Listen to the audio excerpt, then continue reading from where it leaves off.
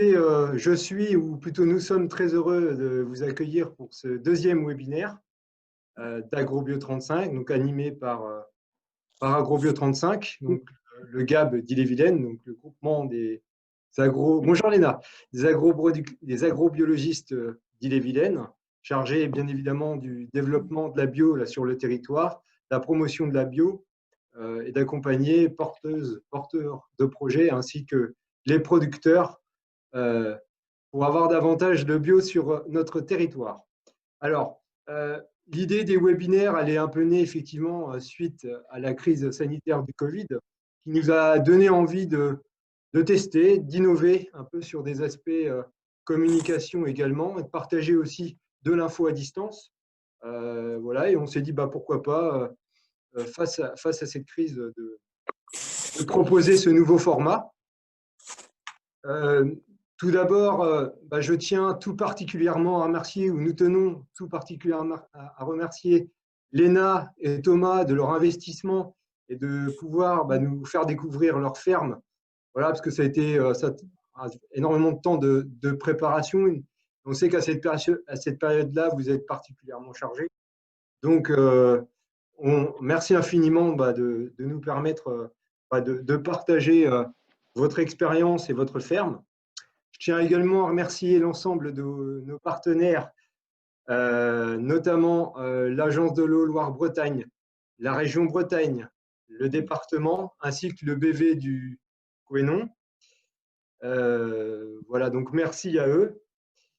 Donc, dans un premier temps, voilà, je partage mon écran.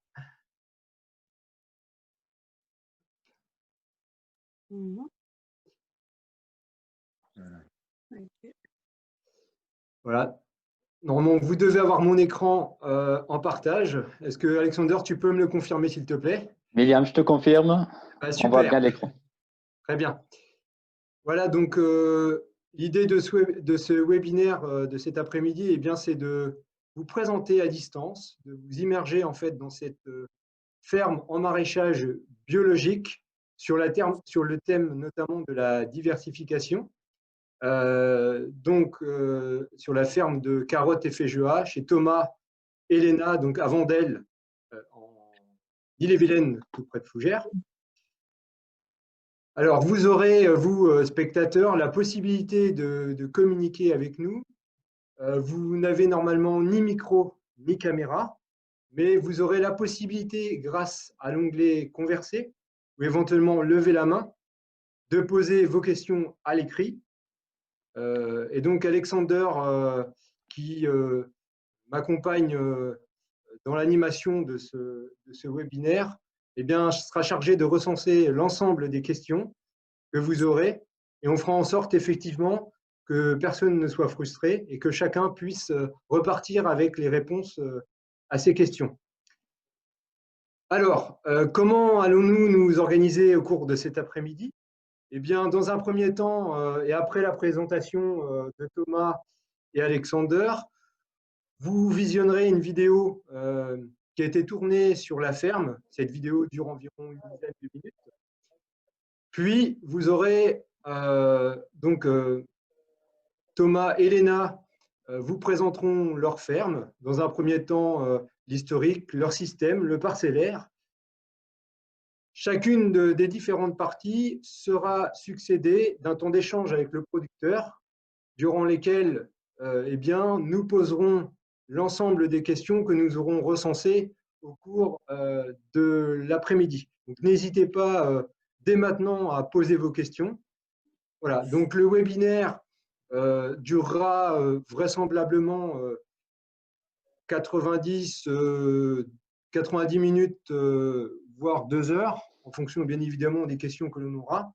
Je précise tout de même que ce webinaire est enregistré et qu'il sera consultable sur la page des fermes ouvertes d'AgroBio 35, ainsi que l'ensemble des supports de présentation qui seront présentés dans l'après-midi, c'est-à-dire la vidéo, la vidéo, l'enregistrement du webinaire et la fermobioscopie.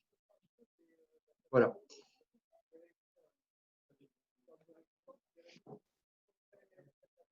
je vous propose, Thomas et Alexander, de vous présenter. Et après, on pourra s'immerger dans la ferme de carottes et feijoa pour une dizaine de minutes. Thomas, Léna, vous voulez bien commencer? Oui. Ok. Donc bonjour à tous, je suis Thomas Jagu, Léna. Voilà, nous avons créé la ferme en mars 2011 en agriculture biologique, très très diversifiée, autant en légumes qu'en fruits, avec une optique de retrouver d'anciennes variétés de légumes ou de faire découvrir des nouvelles variétés qui sont pas très connues par chez nous. Voilà, on essaie d'acclimater des choses originales et de les faire partager au plus grand nombre localement. Merci Thomas. Est-ce que tu avais des choses à rajouter, Léna, de ton côté? Non, j'ai beaucoup parlé sur la vidéo déjà. Je te laisse te présenter, Alexander. Donc moi-même, je suis technicien en maraîchage chez AgroBio 35. Donc avec William, on forme l'équipe maraîchage chez AgroBio 35. Merci Alexander. Donc moi, c'est William Parmé, donc conseiller en maraîchage biologique à AgroBio 35. En charge de l'accompagnement à l'installation et de l'accompagnement technique des maraîchers en place. Voilà. Donc, écoutez, on va pouvoir s'immerger dans cette ferme. Je vous propose donc de lancer la vidéo qui a été tournée il y a environ 2 semaines sur la ferme de Thomas et Léna.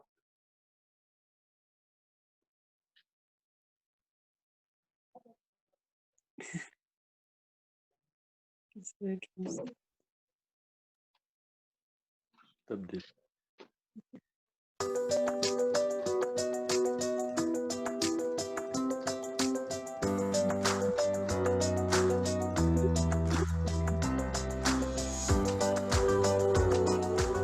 Bonjour, Léna Marty-Perales de Carottes et Feijoa. Vous êtes sur notre ferme qu'on exploite depuis 10 ans avec Thomas Jagu. Bon, là, il est en vacances parce que ça fait 3 mois qu'il travaillait tous les jours sans interruption. On exploite la terre pour en faire des légumes, des fruits, des herbes aromatiques qui vont être consommés localement. Et on essaye de faire énormément de diversité pour que les gens puissent justement ne pas se lasser et continuer de manger bio, local, toute l'année. En règle générale, on n'est que tous les deux, avec très souvent un ou une stagiaire qui vient nous rejoindre. Ça peut être à la semaine ou sur un jour ou deux. Et désormais, on sait qu'il y a un ou une salariée qui va rester à l'année. En plus, certainement. En tout, sur l'exploitation, nous avons en espèces environ 110 espèces qui vont représenter plus de 400 variétés. On ne peut pas proposer du chou frisé toute l'année aux gens, ils vont se lasser. Donc c'est bien, toutes les semaines ils vont avoir un chou, mais comme il est tellement différent l'un de l'autre d'une semaine sur l'autre, ils s'en rendent pas compte. Un chou rave, un chou-fleur, un brocoli, un romanesco, et ils sont contents à chaque fois puisque c'est pas la même chose. Là c'est la serre tropicale, on va dire, avec le chouchou. Moi j'habitais La Réunion et ça j'en mangeais, j'en voyais plein. Et Thomas était en Nouvelle-Calédonie, il y en avait aussi. Alors ça s'appelait chouchoute là-bas. C'est Christophine en Guadeloupe, Antilles, on va dire. Et à La Réunion, c'est chouchou. On va avoir des pieds d'agrumes. Et là, par contre, c'est toute mon enfance, cette odeur. Donc là, il y a un oranger, derrière un mandarinier. Ici, c'est du kumquat. Derrière le premier kumquat, c'est un citron Eureka, donc 4 saisons, classique. Qu'on va utiliser en sucré ou en salé. Et derrière, c'est un citron meilleur qui est un hybridé citron-mandarine qu'on va utiliser exclusivement pour la pâtisserie ou pour manger comme ça parce qu'il est doux. Ça fait plaisir d'avoir ces choses-là. Quand on dit qu'on voyage dans cette serre, c'est vrai. On est passé en Espagne, on est parti à La Réunion, on est revenu. Et voilà. Après, là, il y a tous les piments à droite et à gauche. 110 espèces pour plus de 410 variétés. L'idée, c'est que tout le monde puisse manger de manière variée toute l'année, localement, des choses. forcément, si on veut suivre une recette, il faut pouvoir avoir des épices, des aromates différents tout au long de l'année. Il faut avoir des choses un petit peu solides, des choses un peu feuillage, enfin, là, des racines, un peu de tout, quoi. Et si on est un peu végétarien en plus, il faut pouvoir avoir gustativement du plaisir. Et pour ça, bah, il faut de la variété, beaucoup de variété. Reste que un maraîcher peut faire ses 45 légumes annuels et faire un ou deux ou trois diversités en plus. Et on les encourage à faire ça parce que de toute façon, on ne pourra jamais nourrir nous tout seuls tout le monde. C'est impossible. Nous, l'ambition, c'est de nourrir les gens qui sont autour de nous. Mais à 15 bornes, c'est plus autour de nous presque déjà. Donc s'il y a quelqu'un qui s'installe à 20 km d'ici et qui veut faire un truc un peu plus exceptionnel, c'est normal, hein. C'est de la culture, ça se partage. Je ne me sens pas éducatrice de goût, mais je le suis légèrement de par les obligations qu'on s'est imposées, faire des choses que les gens connaissent pas. Il faut forcément les former à comment les cuisiner. Si on n'est pas orgueilleux, au moins on a quand même de la fierté, ouais.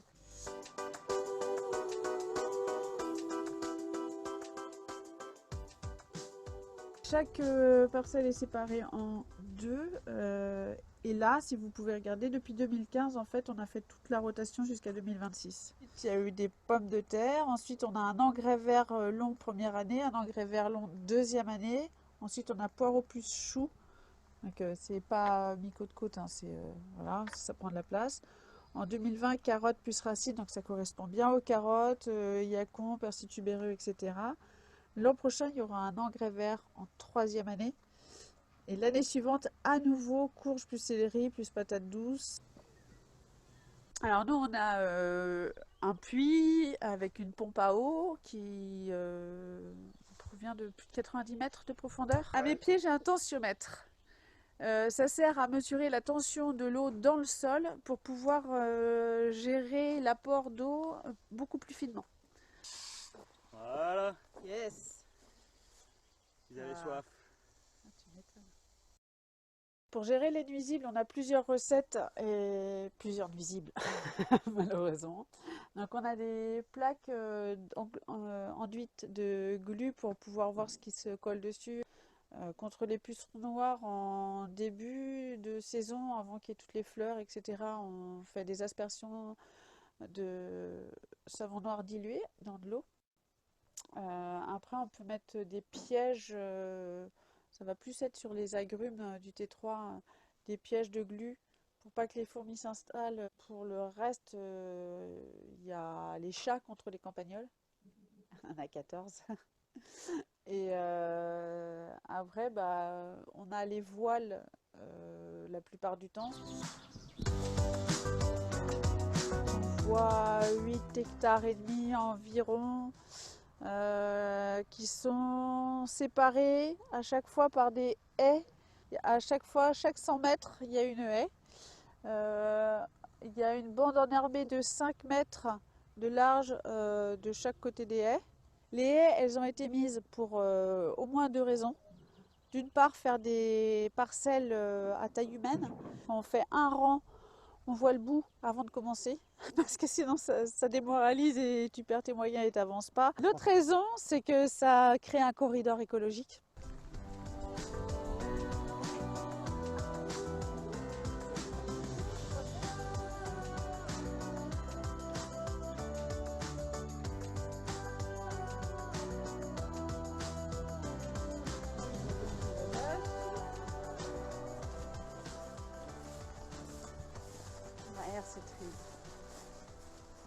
Ça c'est quoi ça? C'est un vibroculteur, c'est ça. Là le gyrobroyeur je le connais, lui c'est bon. J'utilise la nouvelle charrue, le cultirato, le béno et la bineuse avec les doigts Kreis.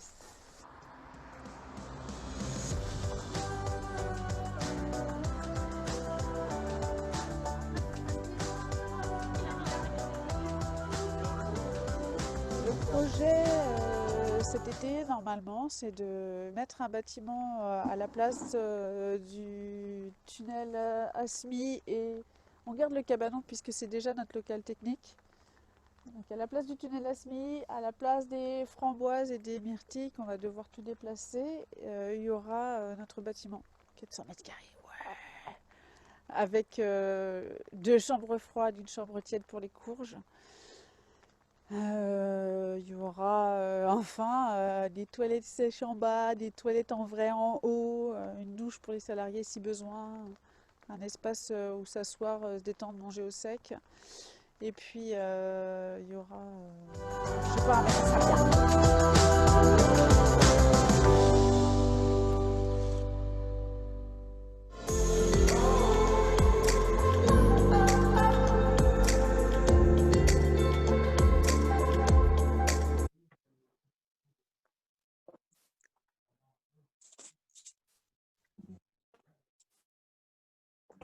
Nous sommes de retour. J'espère que vous n'avez pas eu de difficulté pour visionner les images.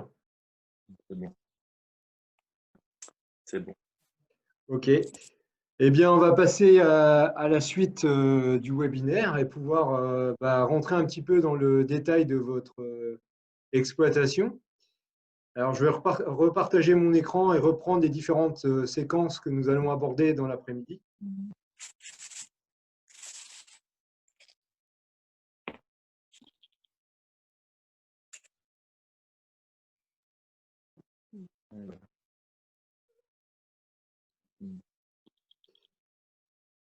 Alors, nous aborderons dans un premier temps, effectivement, la partie un peu historique, de prendre un peu de temps pour nous présenter bien votre système, et puis un petit peu le parcellaire. On a pu l'apercevoir effectivement à travers les petites vues aériennes. Maintenant, voilà. Alors, écoutez, maintenant, je vous laisse la main, et puis je vous laisse vous présenter l'historique, votre parcours avant de vous installer un petit peu, et puis savoir comment vous en êtes arrivé jusqu'ici. Et n'hésitez pas à utiliser le bouton converser pour poser dès à présent vos questions concernant cette partie.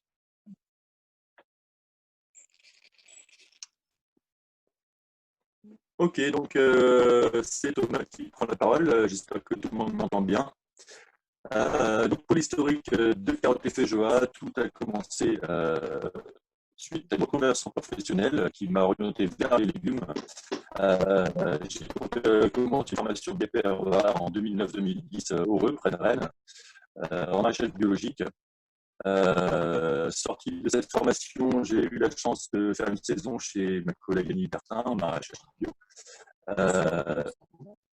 Tu l'as fait avant. Et du coup, voilà, pendant que j'étais chez elle, on a trouvé, grâce à l'ENA, un champ de 8 hectares et demi, déjà réalisé en biologie. Voilà, donc c'est là que j'ai commencé à m'installer pour de bon. J'ai vraiment suivi tout le parcours aidé voilà, pour avoir les aides des GIA et des régions, départements. Donc en mars 2011, création de l'entreprise et construction des premières serres. Beaucoup de travail, beaucoup d'énergie, beaucoup de motivation. Voilà, donc tout créer en même temps, la paperasse, la banque, les bâtiments, les serres. Et j'ai donc commencé sur une gamme beaucoup plus restreinte de légumes qu'aujourd'hui, avec une AMAP sur Vitré et le magasin de Vitré qui m'ont supporté tous les deux à mon installation. C'était mes deux clients. Et ça m'a permis de me lancer vraiment. Donc, au fur et à mesure des années, on s'est doté de plus en plus d'outils. On a continué de construire les serres. On s'est doté d'un forage. On a commencé sans eau sur le champ. C'était compliqué. Il fallait aller chercher l'eau avec une tonne derrière le tracteur et arroser comme on pouvait. Donc, au fur et à mesure des mois, des années, il y a eu de plus en plus de confort. L'ENA m'a rejoint en 2013 sur l'exploitation. C'est là qu'on a commencé le marché de Saint-Thomas-du-Cormier. Voilà. Et puis au fur et à mesure aussi, on a étendu la gamme de légumes et puis le nombre de clients. Voilà. Pour continuer sur l'installation physiquement, on s'est doté d'un réseau d'irrigation plein champ. On a beau être en Bretagne, il pleut assez souvent, mais avec le réchauffement climatique qui est là maintenant, c'est pas le futur, c'est aujourd'hui. J'ai pensé qu'il était vraiment nécessaire de se doter d'une vraie irrigation. Voilà. Donc voilà l'installation. Maintenant, si on parle du système, au début, on faisait nos plans nous-mêmes, mais il s'avérait que c'était quand même compliqué. C'est un métier, c'est difficile d'avoir de la qualité et de la régularité. Donc, de plus en plus, on achète les plans, voire des modes compressés pour faire des petites séries. On sait nous-mêmes encore quelques petites séries. Voilà, pour l'engraissement de la terre, on utilise du fumier bovin dans le plein champ, qu'on prend chez un collègue pas loin d'ici. Et puis sous les serres, par souci de praticité, on utilise des petits granulés composés NPK en bio. Et puis un peu de Patenkali pour le potassium. Et voilà. Donc au niveau des ventes, je parlais de la MAP et de la biocommune vitrée, on s'est étoffé.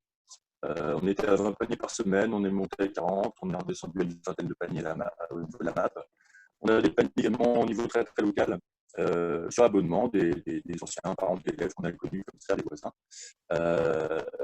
Depuis quelques années, on a maintenant un site internet où on propose nos produits, soit sur le catalogue où les clients choisissent, ou soit des formules que nous, on fait nous-mêmes avec des paniers de saison en fonction des disponibilités. Et puis le marché de Saint-Aubin du Cormier, bien sûr, les jeudis matins. Quelques restaurants également au niveau local, et puis de plus en plus de restaurants plutôt étoilés recherchent nos produits, en particulier nos produits plutôt exotiques. Voilà, c'est l'intérêt de la diversification aussi, on va attirer des nouveaux clients.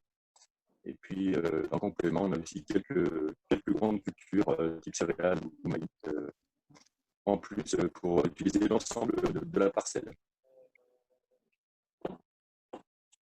Voilà pour le système. Le parcellaire, on a vu, oui, on a perçu tout à l'heure avec la vue du drone. La première chose qu'on a faite en arrivant sur le champ, c'était de profiter de Brest Bocage, d'un programme de replantation de la bocagère. Voilà, ça nous a permis de découper la parcelle en petites parcelles humaines, comme disait Léna, on voit le bout des rangs. Mais également, c'est vraiment pour briser le vent aussi, ce qui permet de limiter l'évaporation au niveau du sol. L'aspect corridor écologique très important, ça permet à une faune de s'installer dans les haies, soit des ravageurs qui vont arriver là, qui vont attirer les prédateurs ensuite, et puis surtout les prédateurs qui vont s'installer dans les haies et qui seront prêts à passer à l'action dès qu'on aura besoin, en fait. Voilà. Donc vous voyez le parcellaire, on a toujours 5 serres, on est en train d'en monter une nouvelle cette année. On va dépasser les 2000 m² de plastique, de bâche plastique serre froide. Toujours la petite serre à plan, et puis les disait sur la vidéo, on a le hangar qui va arriver cet été, en fin d'été, pour améliorer notre confort de travail et améliorer le stockage des légumes également.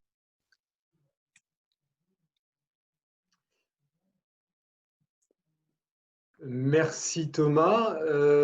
Donc là, on arrive à l'issue de la première séquence. Donc, on va pouvoir recenser effectivement les différentes questions là, qui ont pu être posées au cours déjà de cette première séquence. Donc, Alexander, je vais te laisser la main du coup. Oui, donc avant d'aborder les questions, j'aimerais bien remonter les remarques concernant la qualité du son. C'est vrai que le son n'est pas nickel. Je me demande si Thomas et Léna, vous pourriez vous peut-être déplacer où on a fait le test ce matin. Il me semblait que la qualité du son a été un peu meilleure. Oui, c'est au même endroit pourtant. C'est pourtant au même endroit. Ouais. Ok. Donc on va faire avec. Je ne sais pas si éteindre la caméra était une solution pour peut-être améliorer le son. Je ne sais pas. Peut-être qu'on pourrait faire un test dans ce sens. Mais donc dès à présent, j'ai une question. Thomas, Tu peux dire quelque chose pour voir si la qualité du son s'améliore?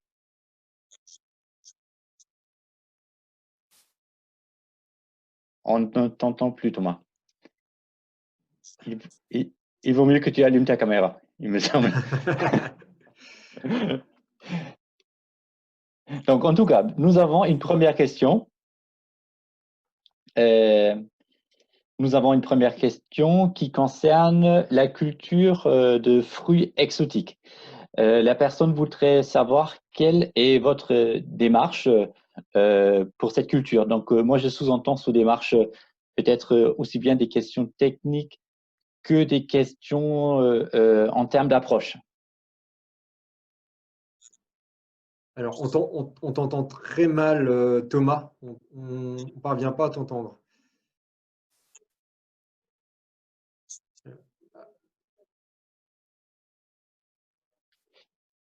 Est-ce que vous m'entendez? Oui, c'est bon, ça y Oui, est. on t'entend. On t'a pas entendu tout à l'heure. Là, ça a l'air d'aller mieux. Ok. Donc, oui, les arbres fruitiers. Les arbres fruitiers. Donc, moi, personnellement, j'ai toujours été attiré par toutes les choses exotiques et principalement les plantes utiles, entre guillemets, les médicinales ou aromatiques ou les fruits. Euh, j'ai un peu voyagé dans des pays tropicaux comme l'ENA. Du coup, on avait connaissance de plusieurs fruits très sympas. Après, la question, c'est est-ce qu'on peut les faire pousser chez nous? Ça, c'est une autre question. On peut adorer quelque chose, mais ça ne marche pas forcément chez nous. On ne va pas faire de litchi en Bretagne. Donc, on a une première phase, qu'est-ce qui nous plaît? Ensuite, qu'est-ce qui va être possible de faire chez nous en Bretagne? Alors là, on se documente sur des sites internet ou des bouquins spécialisés dans les plantes exotiques, aussi bien en français, en espagnol ou en anglais. On a la chance de parler ces trois langues. Euh, et partant de là, on voit un peu les itinéraires techniques, les conseils de culture, et on dégrossit le travail. On se dit ça, c'est peut-être possible au niveau du climat chez nous, au niveau du sol, des techniques, ça risque d'être possible à faire. Donc souvent, on essaie avec une culture à petite échelle. Et puis, globalement, on voit comment ça se comporte la culture sur un an ou deux. C'est la première chose. Après, il y a bien sûr le côté commercial. On est là pour se faire plaisir, mais on est aussi là pour essayer de gagner un peu de sous, de vivre de notre travail dignement. Donc, si les deux critères de culture et de commercialisation, de satisfaction du public sont là, et ben, on peut dire OK, on va continuer, on va augmenter les surfaces cultivées avec ces légumes-là. Mais bien souvent, ça commence par des toutes petites séries, par un arbre, par un citronnier, après un deuxième citronnier. Moi, après, j'élève mes propres plants en agrumes bien souvent. Je sème des pépins que je greffe après avec des variétés que je peux récupérer chez des pépiniéristes ou par échange sur Internet avec d'autres passionnés. Ça fait aussi partie du plaisir de faire ses propres plants. Parce que c'est pas toujours facile de trouver des plantes exotiques non plus pas courantes en France. Donc voilà en gros la démarche intellectuelle et au niveau de la culture pour faire pousser ces choses, ces arbres exotiques. En fait. Donc il y a une partie qui va être sous serre, là pour les plantes les plus frileuses, comme les goyaviers, fraises de la Réunion, comme le chouchou qu'on voit sur la vidéo, ça nécessite quand même de la chaleur. Après au niveau des agrumes, pour parler des agrumes, il y en a beaucoup. Thomas, ouais, Oui. on va essayer de couper ta vidéo puisque fait, la qualité du son est quand même médiocre. On va faire un nouvel essai pour que tu sois plus audible. Ok. Voilà. Bon, malheureusement, on ne verra pas, mais le son est bien meilleur maintenant, je pense. Super. Ok. Donc j'espère que quand même ce que j'ai dit a été à peu près entendu hein, sur les choix des arbres fruitiers exotiques, sur la démarche, voilà, la curiosité dans un premier temps. Après, est-ce que ça pousse chez nous et est-ce que ça plaît aussi aux clients hein, qui vont les manger derrière. Quand tous ces critères sont réunis, eh ben, on peut continuer à développer ces cultures. Et voilà, donc je disais qu'il y avait une partie en serre pour les plantes les plus frileuses comme les goyaviers ou le chouchou. Après, au niveau des agrumes, la majorité sont sous serre. Il y en a beaucoup qui tiennent -6, -7, -8 degrés. Mais là, je suis en train de développer les plantations à l'extérieur de mandariniers Satsuma, originaires du Japon, qui tiennent là -10 degrés tranquillement, en théorie. Quand ils sont bien installés, au bout de 2-3 ans, c'est censé bien pousser à l'extérieur. Ça, c'est un exemple voilà, de culture exotique qu'on fait. J'espère que ça répond aux questions posées. Ouais, alors peut-être qu'Alexander, tu peux aussi nous faire part des différentes questions qui peuvent être posées actuellement. Donc, nous avons une deuxième question concernant la hauteur de vos serres. Quelqu'un voudrait savoir quelle est la hauteur de vos serres et notamment ceux qui accueillent vos arbres fruitiers. Alors, la question des serres, donc ce sont des tunnels à bord semi-droit, plastique tout simple. Le fêtage, il est à 3,96 m, si je ne me trompe pas.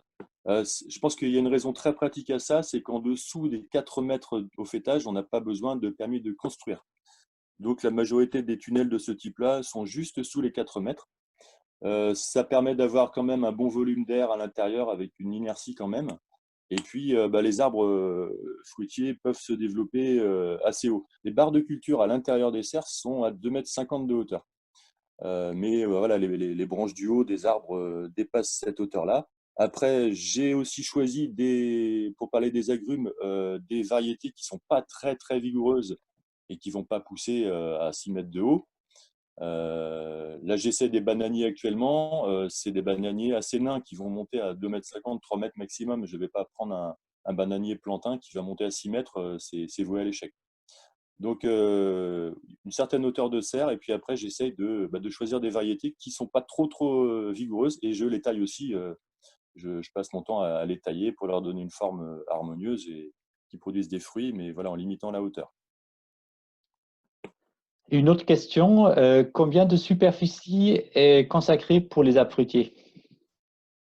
Alors, les arbres fruitiers, j'ai un bon hectare à l'extérieur, là où on a ce qu'on appelle notre verger avec les 3 rangs de kiwis, kiwi jaune et kiwi vert. On a 3 rangs de kiwis sur 60 mètres de longueur. Ils sont à 5 mètres les uns des autres, les rangs. Au-dessus, on a d'autres fruitiers diversifiés. On a des pommiers, des poiriers, des kakis, des Asimina triloba. Donc ça, c'est le nouveau fruit qu'on développe originaire des États-Unis, qui est de la famille des Anonacées. Et puis, bien sûr, les agrumes dans les serres aussi, qui font une centaine de mètres carrés ou 150 mètres carrés. Donc, 1 hectare extérieur plus 150 mètres carrés dans une des serres. Donc, la surface consacrée aux fruitiers exotiques, Alors, c'est les 150 mètres carrés? Alors, 150 mètres carrés, c'est la surface dédiée aux agrumes dans la serre, mais après, à l'extérieur, bon, les kiwis jaunes, est-ce qu'on les considère comme exotiques? Pas forcément. Les kiwis commencent à être un peu connus chez nous. Par contre, les Asimina, ils sont exotiques dans le sens où ils viennent de l'étranger, des États-Unis. Là, ça représente bientôt un demi-hectare quand même. Voilà. Donc, merci Thomas pour avoir répondu à ces questions. Pour l'instant, nous n'avons pas d'autres questions pour l'instant. Ok. En tout cas, rien à noter. Si c'est le cas, n'hésitez pas. Voilà,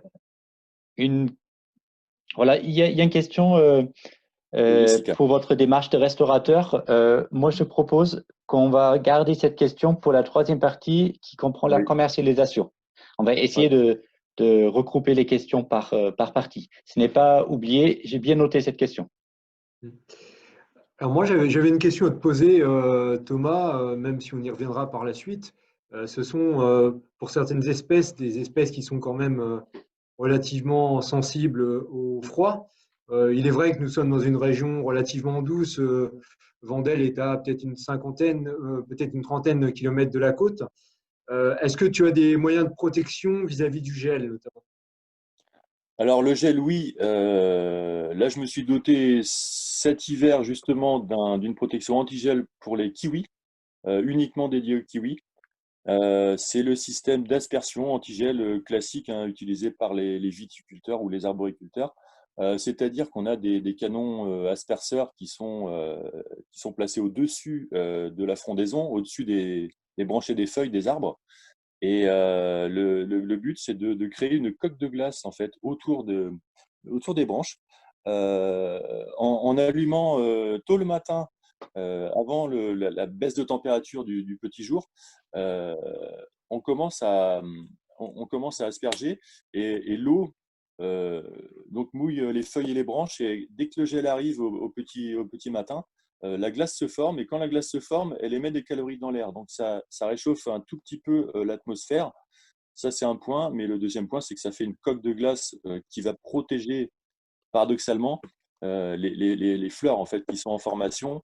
Beaucoup de fleurs d'arbres fruitiers meurent à moins 0,5 degrés Celsius. Et la glace, on sait tous qu'elle est à 0 degrés Celsius. Donc, ça empêche la température de descendre sous les 0 degrés, sous les 0,5. Et de cette manière, voilà, on protège les fleurs et on arrête cette aspersion antigel au moment où le soleil commence à faire fondre tout ça. Et on a gagné la partie. Donc ça, c'est pour l'extérieur. Après, idéalement, pour tous les arbres fruitiers, on devrait se doter de ce système-là. Même si on n'a plus d'hiver très rigoureux, il y a toujours la petite gelée printanière qui va tout brûler, tout brûler. Surtout que tout a bien poussé au cours de l'hiver. Ça ne s'est pas trop mis au repos parce que les températures sont plus élevées qu'auparavant. La végétation continue un tout petit peu. Elle est un peu plus avancée que les années précédentes. Donc, elle est beaucoup plus tendre, beaucoup plus gorgée d'eau et elle est beaucoup plus sensible aux toutes dernières gelées qu'on a en avril ou pour les saints de glace. Donc ça, c'est une des protections. Après, dans les serres, évidemment, ben, on gagne quand même quelques degrés par rapport à l'extérieur. Même si une serre n'est pas isolée, on a quand même l'inertie, toutes les calories qui ont été emmagasinées dans la journée. Les calories sont stockées dans la terre de la serre et puis ça réémet des rayons de la chaleur au cours de la nuit et ça maintient une certaine température quand même dans la serre et ça limite vraiment les grosses gelées. Et quand bien même ça gèle un tout petit peu dans les serres, dès qu'il y a un rayon de soleil le matin, ça réchauffe très très vite en fait l'air ambiant et puis et ça se passe bien en général. Et pour les cas vraiment où il fait très très très froid, on peut toujours mettre un voile textile type voile de forçage sur les petits arbres fruitiers quand on peut, quand la taille n'est pas démesurée. Merci Thomas. Thomas. Je pense qu'on va pouvoir passer à la séquence suivante. Je vais repartager mon écran pour que vous puissiez reprendre le fil de ce webinaire.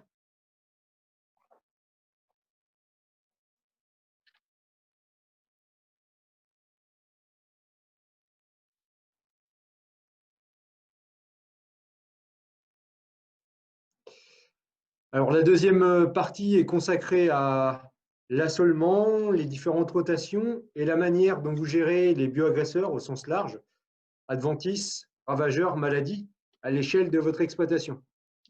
William, il devrait avoir une fenêtre ouverte sur ton écran qui s'affiche. Voilà, c'est bon. Ok, donc je reprends la parole. J'espère que le son est toujours correct.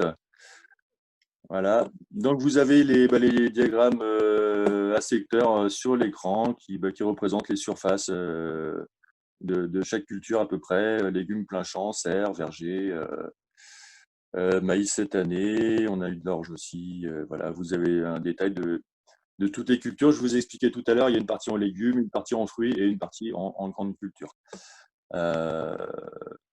Voilà, bon, en maraîchage diversifié, on sait qu'il y a des légumes qui me prennent beaucoup de place. Pour aller dans le détail, les poireaux, les choux, les pommes de terre, c'est consommateur d'espace. Donc nous, en ayant 8 hectares et demi, il n'y a pas de souci de ce côté-là.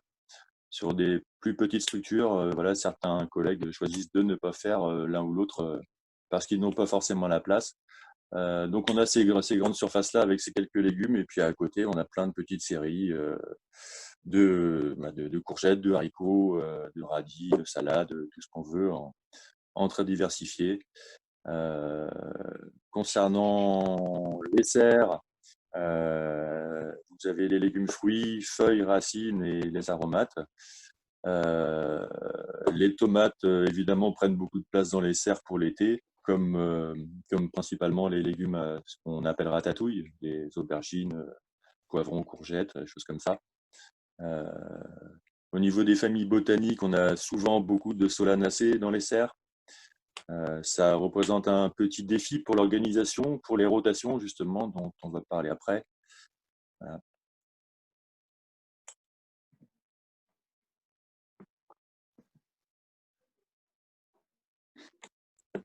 Donc voilà les rotations.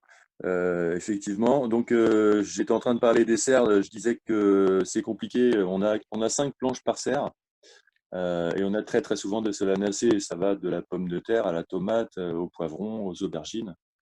Donc le but, c'est de ne pas remettre une culture de la même famille à la suite d'une de la même famille. Voilà. Donc on s'arrange toujours pour intercaler au moins une culture entre deux solanacées. C'est la principale difficulté dans les serres. Sinon, on se donne une nouvelle serre aujourd'hui pour avoir un peu plus de souplesse aussi et pour augmenter nos quantités de pommes de terre primeur ou de carottes. C'est au niveau commercial que ça sera intéressant. Dans le champ, les rotations, c'est raisonné en fonction des apports de fumier bovin. On commence en général par les cultures gourmandes telles les choux, les poireaux.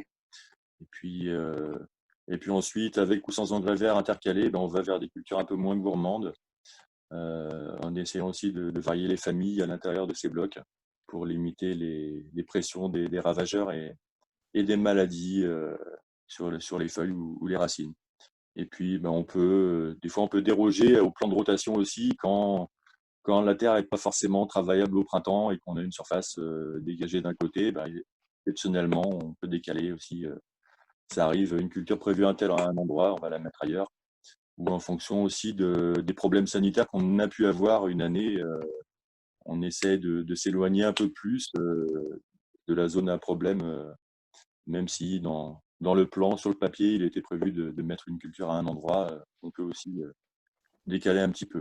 En fait, les rotations, on a un genre de fil rouge qui nous guide, mais il faut savoir s'adapter aussi voilà, en fonction des problèmes sanitaires ou même de la météo aussi, ça peut arriver, ou des différences de sol aussi, hein, d'une parcelle à l'autre. Même si la terre est assez homogène chez nous, voilà, il faut en permanence penser aujourd'hui et demain ce qui va se passer. Donc on utilise quand même des engrais verts à base de légumineuses et puis de céréales hein, qu'on récupère soit sur place ou soit chez des collègues, des semences de ferme qui coûtent pas forcément cher par rapport à des mélanges préparés par des semenciers spécial maraîchage, spécial ce que vous voulez. Bien souvent, c'est les formules les plus simples qui sont les plus efficaces. Voilà. Alors la gestion des ravageurs et des maladies, on a parlé des haies tout à l'heure, c'est très important ça. Ça permet d'héberger la faune auxiliaire. Ça peut être des insectes ou les oiseaux, par exemple, ou voilà, éventuellement des reptiles aussi, des hérissons, tout ce que vous voulez, qui va nous aider à lutter contre les ravageurs. Les rotations, on vient d'en parler, c'est important. Il ne faut pas habituer un champignon ou un insecte, lui dire tiens, reviens l'année prochaine, il va y avoir ça à manger, ça va être sympa, je te donne l'adresse et tu reviens chaque année. Si on fait ça, c'est perdu. Il faut brouiller les pistes, il faut faire tourner toutes les cultures vraiment pour casser les rythmes, pour casser les habitudes des insectes ou des ravageurs, et puis que les maladies ne s'implantent pas durablement aussi dans le sol. Quand on a des champignons, ça peut rester plusieurs années sous terre, en dormance, les spores, et puis ça peut se réveiller aussi au moment où on va mettre la culture qui les intéresse. Donc, faut faire attention à ça. Sous les abris, ouais, important, le climat aussi. On sait qu'un air un peu confiné, chaud, humide, moite, ça plaît beaucoup, beaucoup aux pucerons. Moi, dans un premier temps, les premières années, je me focalisais quasiment seulement sur les températures des serres, surtout pour mes légumes un peu exotiques. Je disais attention à la chaleur, il faut vraiment qu'il fasse chaud. Et finalement, c'était pas le bon calcul. Avec l'expérience, j'ai vu que il fallait mieux un air un peu plus frais éventuellement, sans aller non plus dans les extrêmes, mais il faut mieux un air un peu plus frais, mais moins humide, avec une aération. Les plantes s'en portent mieux. Quand il y a un petit courant d'air, elles sont stimulées aussi au niveau de la croissance. Les racines sont un peu plus solides et puis elles sont un peu plus costauds. Et les insectes qui sont un peu dérangés par ce courant d'air et l'air un peu plus sec, ça les dérange aussi pour beaucoup d'insectes. Donc la gestion du climat sous abri, c'est un sport aussi. Au mi-saison, il faut fermer le soir et puis ouvrir tous les matins. Ça demande une discipline. Même si on a la flemme, il faut s'y tenir. Et puis bah, l'été, bien sûr, hein, tout est ouvert en grand, les pignons, les demi-lunes, maximum d'aération pour limiter les coups chauds, voilà, les à-coups de température, c'est jamais bon non plus pour les plantes. On parlait dans la vidéo des voiles anti-insectes, ça c'est un gros classique. Bah, pour la mineuse du poireau, c'est un filet qui va empêcher la mouche de venir pondre au niveau des poireaux. C'est pareil pour les papillons sur les choux. Quand il y a une grosse pression de papillons, si on met des filets par-dessus, ça va empêcher ou vraiment limiter les pontes sur les choux. Donc, il y a cette technique-là. Il y a le binage aussi. Quand on bine assez régulièrement les légumes, bah, d'une, c'est bien parce qu'il y a moins d'adventices qui poussent et qui font de concurrence aux légumes, mais ça embête aussi les insectes qui peuvent pondre en surface sur le sol. Voilà, ça remet les œufs à l'air, ça les fait sécher et puis ça limite les éclosions. C'est beaucoup de techniques pour limiter voilà, les dégâts des ravageurs et des maladies. Dans la vidéo, on voyait les pièges englués jaunes beaucoup pour les pucerons, les insectes volants. On a la couleur bleue aussi qui peut être utilisée contre les tripes qui vont piquer un peu les concombres. C'est ceux qui vous donnent les concombres un peu arrondis en général, par exemple, qui vont faire des fruits déformés. Et qui vont peut-être aussi transmettre des maladies en piquant les plantes. Donc il faut vraiment avoir un œil sur tout en permanence. Voilà, les adventices, on en parlait avec les rotations, hein, c'est comme les maladies ou les insectes. Hein, on essaye de bien biner, de faire tourner les légumes, voilà, pour tout le temps avoir une diversité des espèces en fait sur place. Les faux semis, très important. On prépare le sol comme si on était prêt à semer le légume, et puis non, on ne le sème pas cette fois-là, on repasse une deuxième fois derrière, au moment où les adventices ont commencé à lever, hein, quand elles sont toutes petites, on repasse dessus. Et puis, ça permet de déstocker, on appelle ça déstocker, ça enlève une partie des mauvaises graines qui sont en terre. Elles ont germé, et puis quand on sème pour de bon les légumes, on a une moindre pression. Ça limite le désherbage. Même si c'est jamais parfait, c'est toujours parfait sur le papier, mais dans la pratique, il y a un tel stock de graines que voilà, il faut vraiment être carré sur une longue période, je pense, pour vraiment épuiser le maximum de graines d'adventice. Et puis au bout d'un moment, ça se passe bien. Quand c'est pas suffisant, ou quand on peut, on utilise bien sûr des paillages qui vont conserver l'humidité au sol, mais qui vont surtout limiter la levée des herbes. Alors c'est dans la mesure du possible, on s'en passe du plastique, c'est jamais idéal d'utiliser du plastique. En étant bio, on se dit zut, c'est du pétrole, c'est pas génial. Mais comme je dis à tous les visiteurs, le monde idéal n'existe pas. En fait, c'est une histoire de choix et de compromis. On essaie de faire au mieux qu'on peut. Alors pour limiter le plastique noir en polyéthylène, on a les paillages tissés qui sont plus épais, mais qui se réutilisent d'année en année sur 10-15 ans sans problème. Et là, avec AgroBio, cette année, je participe à un test sur du géochanvre. Donc, on va étudier aussi les avantages ou les inconvénients du paillage en chanvre, qui est beaucoup plus naturel et qui va retourner à la terre une fois la culture terminée. Voilà, donc le binage, j'en ai parlé tout à l'heure. C'est une bineuse classique avec des lames et j'ai rajouté des doigts cresse derrière. Donc, c'est des doigts en caoutchouc qui viennent comme des doigts humains, un petit peu gratter vraiment sur la ligne des légumes. Et ça va au plus près des plantes, quoi. Voilà, ça améliore le travail de la grosse bineuse. Et puis, bah, pour les petits rangs de petits légumes, on a la houe maraîchère, le fameux pouce-pouce, avec différents accessoires aussi, petite hercéterie, on a des dents, des presse-disques et des petites doigts cresse également. On a différents outils. Merci Thomas.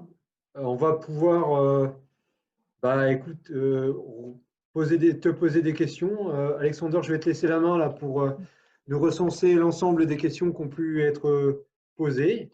N'hésitez pas, Thomas a consacré son après-midi là à nos côtés pour pouvoir échanger, donc profitons-en. Oui, merci Thomas, c'était très clair.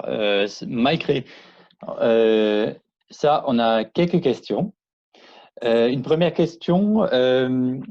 Est-ce que vous avez fait acquisition de vos terres au début, de tous vos terres au début, ou est-ce que c'était progressif? Alors, l'acquisition a été faite en une seule fois, donc elle n'a pas été progressive, mais par contre, on était en fermage au démarrage. La propriétaire m'a dit je te loue les terres, tu es chez toi, tu fais ce que tu veux, mais quand tu seras capable ou quand tu décideras d'acheter, je te promets que je te vendrai le terrain. C'est ce qui s'est passé finalement.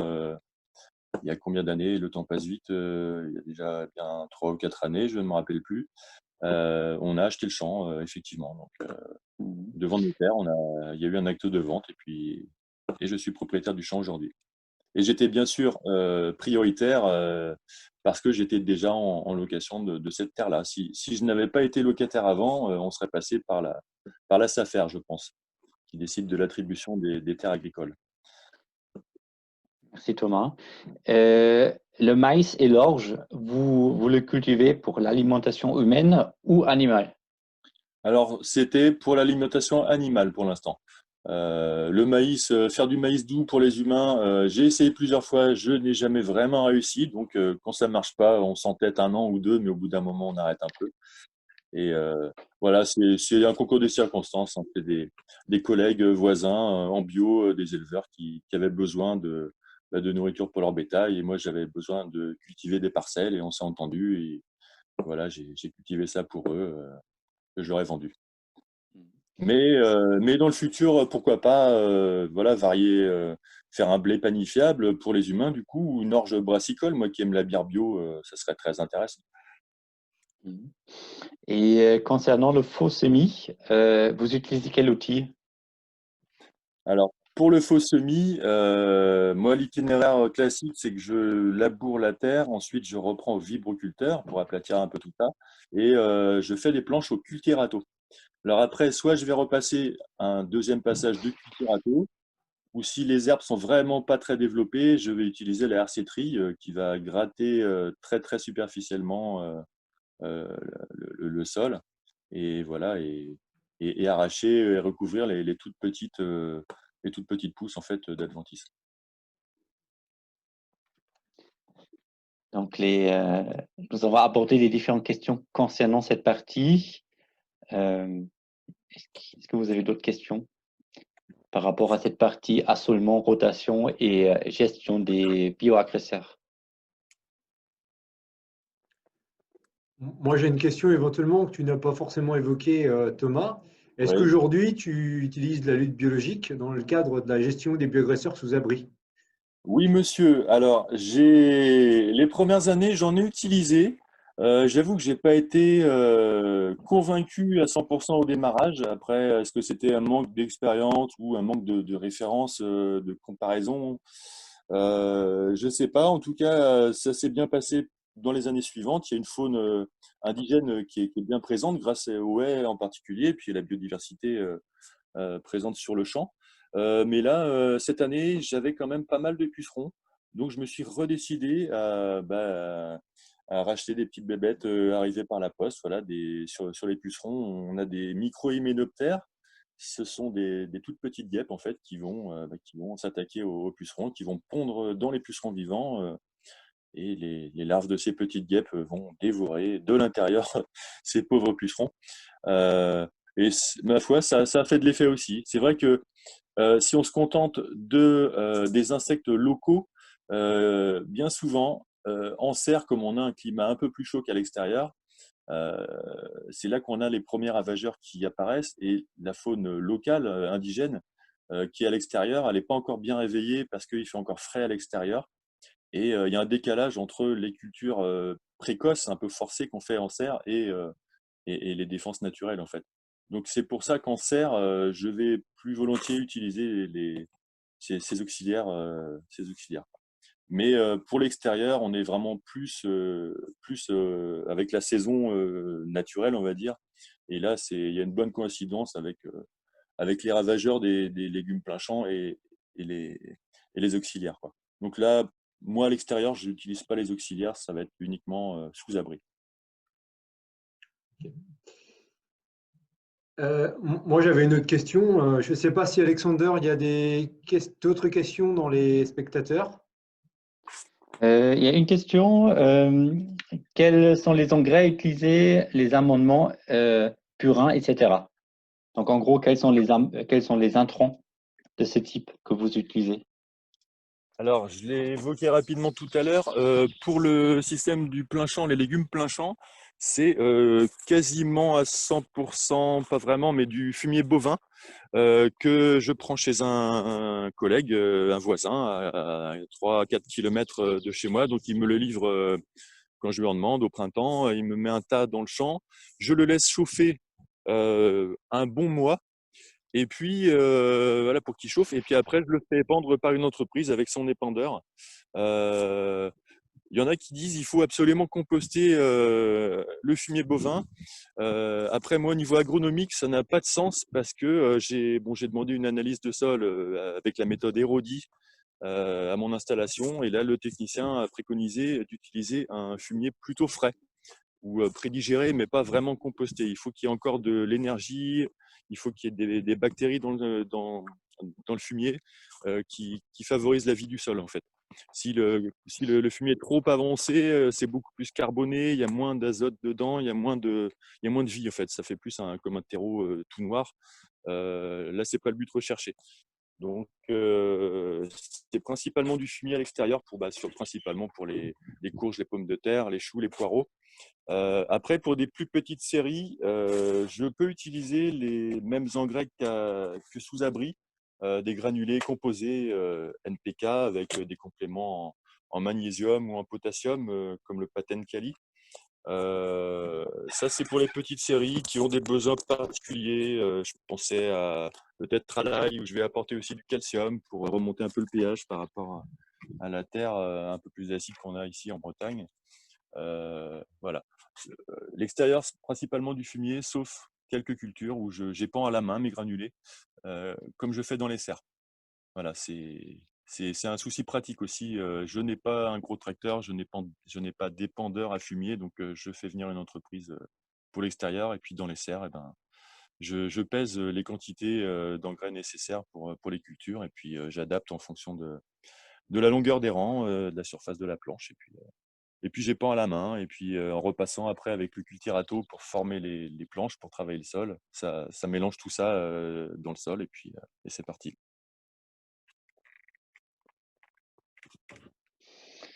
Donc, une autre question qui vient d'arriver. Produisez-vous vos propres semences? Et si oui, pour quels légumes? Sinon, Alors, quels sont vos fournisseurs? Et notamment alors, pour les légumes fruits exotiques. pour le général, je disais, les 2 premières années, on va dire, je produisais mes plants en achetant mes graines. C'était stimulant de faire ces plants, ces bébés. Voilà, on les voit naître, on les plante, on les récolte. C'est très intéressant. Mais je disais que c'était très compliqué de faire les plants. Donc ça, c'est une chose. Après, faire les graines, c'est encore un autre métier.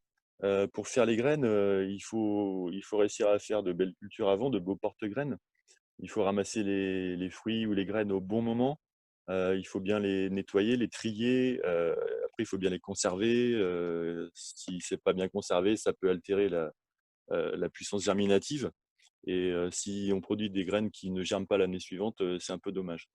Donc ça, c'est un truc que je ne fais pas. Éventuellement, sur certains piments que je produis, là, on a 23 variétés de piments cette année. Il y a certains piments qui sont difficiles à trouver, même sur Internet, même à l'étranger. Éventuellement, ces choses-là, je peux les faire moi-même. Euh, mais voilà, c'est pas non plus facile. Ça peut être hybridé avec le poivron qui va pousser à côté. Donc, on n'est jamais sûr et certain de la variété qu'on va avoir derrière. Ça demanderait des compétences techniques, hein. Il faudrait mettre un filet sur les porte-graines pour éviter les pollinisations croisées. Euh, donc, je ne produis pas mes graines, on va dire, quasiment pas. Je ne produis pas mes plants. Pour les choses exotiques, là, c'est le système D, hein. Je disais que je cherchais beaucoup sur Internet, sur des forums américains, anglais, espagnols. Pour parler des Oka du Pérou, tiens, je me suis inscrit en Angleterre dans une association qui cherche à créer des nouvelles variétés de Oka du Pérou qui vont pas être dépendantes de la durée du jour. Les Oka, c'est des petits tubercules qui sont originaires des Andes et ils se mettent à grossir au moment de la baisse de luminosité qui intervient à l'automne. Et ça coïncide souvent avec les baisses de température. Donc, au moment où les tubercules grossissent, c'est là qu'on a les premières gelées. Donc, c'est très compliqué. Et c'est pour ça que je me suis inscrit dans cette association-là, donc où on essaie de développer des variétés beaucoup plus précoces ou qui ne sont pas dépendantes de la durée du jour. Et là, on fait des échanges de tubercules aussi pour chercher la variété qui va bien. Donc ça, c'est une chose que j'ai faite pour me procurer des tubercules de Oka. Après, je parlais tout à l'heure des agrumes que je greffe moi-même. Bon, là, soit j'achète des variétés un peu connues chez des pépiniéristes sérieux, qui ont une belle gamme, ou alors, si c'est quelque chose de très original que je recherche, je me suis inscrit sur un site qui s'appelle fruitier.net et qui permet d'échanger des greffons en fait avec d'autres passionnés. On renseigne toutes les variétés qu'on possède, qu'on fait pousser chez soi. Et puis à ce moment-là, on les propose à l'échange avec d'autres collectionneurs. Et puis on s'envoie des bouts de bois par la poste. Et puis après, on s'amuse à greffer. Ça, c'est une autre solution. Euh, il y a aussi parfois des voisins qui ont gardé une vieille variété de pommes de terre, une vieille variété de pommiers aussi qu'on peut récupérer et greffer chez soi. Euh, donc pour les semences, si vous voulez que je cite mes fournisseurs, semences de légumes, je suis chez AgroSemences, qui a un catalogue assez vaste, je trouve, qui est 100% bio. Ils font pas de semences non traitées, donc c'est un critère. Mais ça va de l'hybride F1 à la variété ancienne. Il y a vraiment un gros choix. Après, pour les choses un peu plus particulières ou exotiques en légumes, on a du crétet qui est pas mal aussi. Il y a un sacré catalogue avec plein de bizarreries intéressantes au niveau des goûts, des couleurs, des formes. Voilà. Merci Thomas. Est-ce que Alexander, nous avons d'autres questions ou pas? Oui, et une autre question vient d'arriver. Comment gérez-vous la certification bio et notamment avec ce genre d'approvisionnement, donc lié aux fruits exotiques? Alors, pour les arbres fruitiers, on a une période de conversion. C'est-à-dire qu'on n'a pas le droit l'année suivante de vendre les fruits en bio. Ils ne seront pas bio légalement. L'avantage des arbres fruitiers et l'inconvénient, c'est que ça met plusieurs années avant de faire des fruits. Donc moi, dès que je récupère comme ça des greffons venus d'un particulier qui n'est pas un produit, qui est pas voilà, professionnel, qui n'est pas labellisé AB, je le dis tout de suite à mon certificateur, il note ça, il dit pas de problème. Alors, soit ils mettent tout de suite en AB, mais on sait pertinemment que j'aurai pas de fruits avant 3-4 années ou voire 5 années. Donc, le temps que les fruits arrivent, la période de transition, de conversion sera passée et les fruits seront bien bio au moment où je les sortirai. Ou alors on les met en conversion sur le papier. L'arbre fruitier est classé en conversion et puis c'est pareil, il y a la période de conversion qui va courir et puis voilà. Mais l'important c'est de bien communiquer avec le certificateur. Il y a les textes de loi, puis il y a aussi l'aspect pratique aussi sur le terrain. Voilà. Des fois, on s'arrange tout en restant dans la légalité pour que tout soit correct, quoi. Il n'y a pas d'autres questions pour l'instant.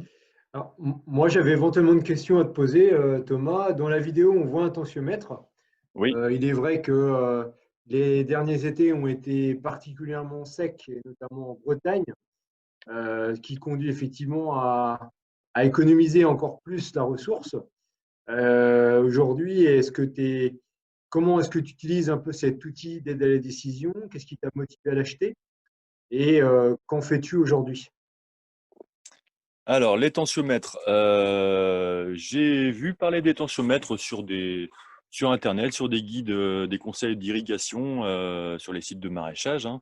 Je me suis dit, qu'est-ce que c'est que cet outil? Donc, ça mesure la tension de l'eau en fait dans le sol. la force de succion. En fait, les plantes, pour aspirer l'eau, elles aspirent l'eau dans le sol.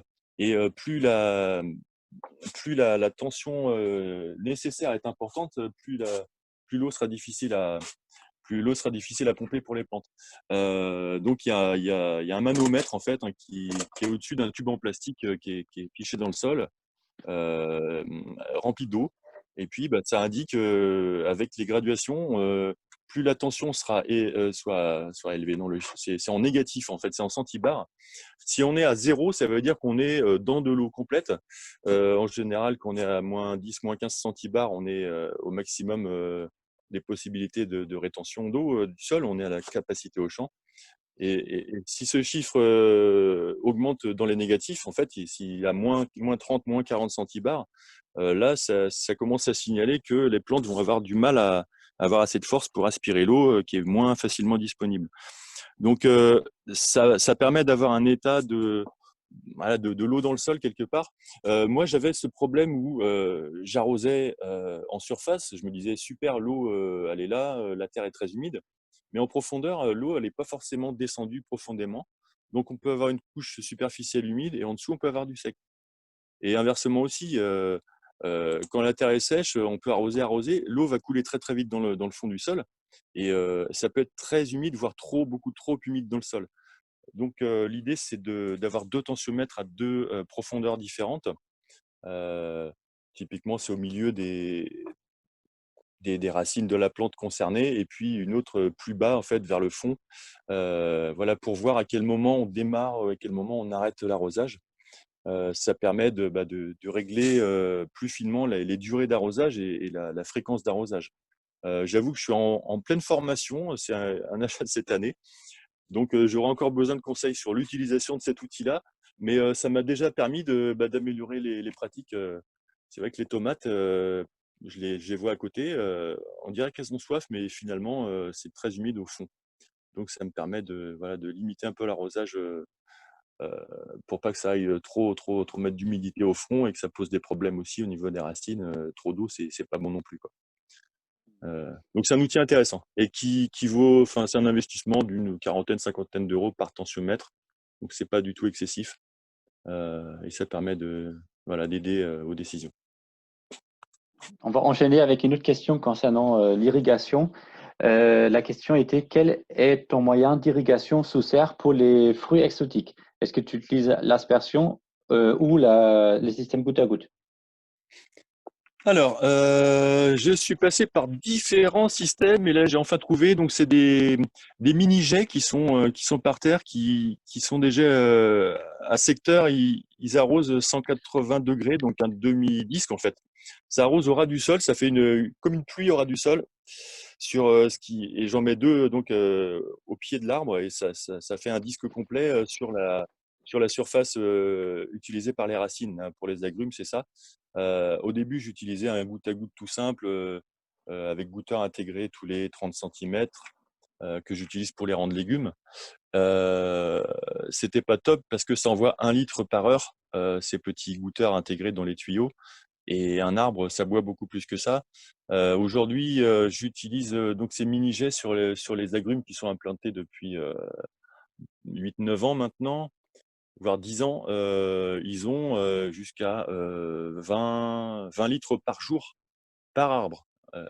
Parce qu'ils sont adultes, ils sont matures, ils produisent beaucoup de fruits.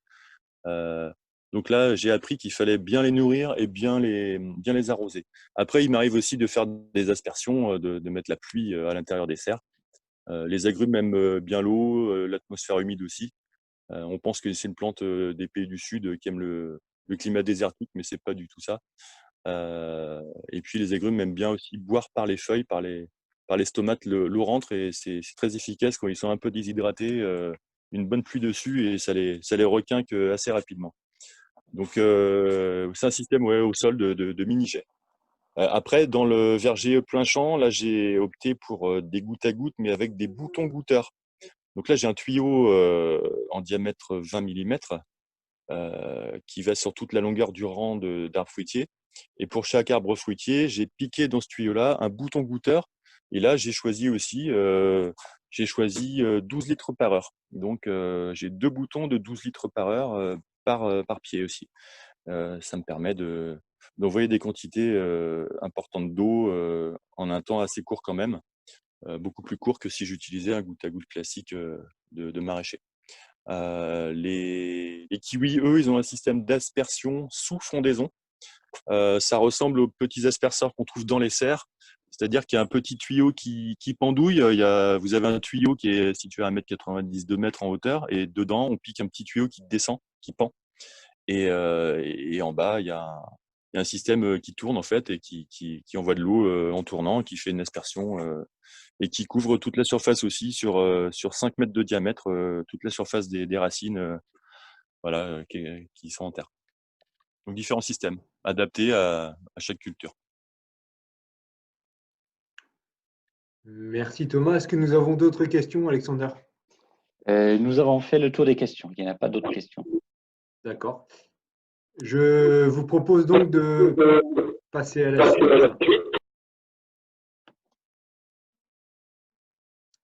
Donc, la troisième séquence de ces webinaires.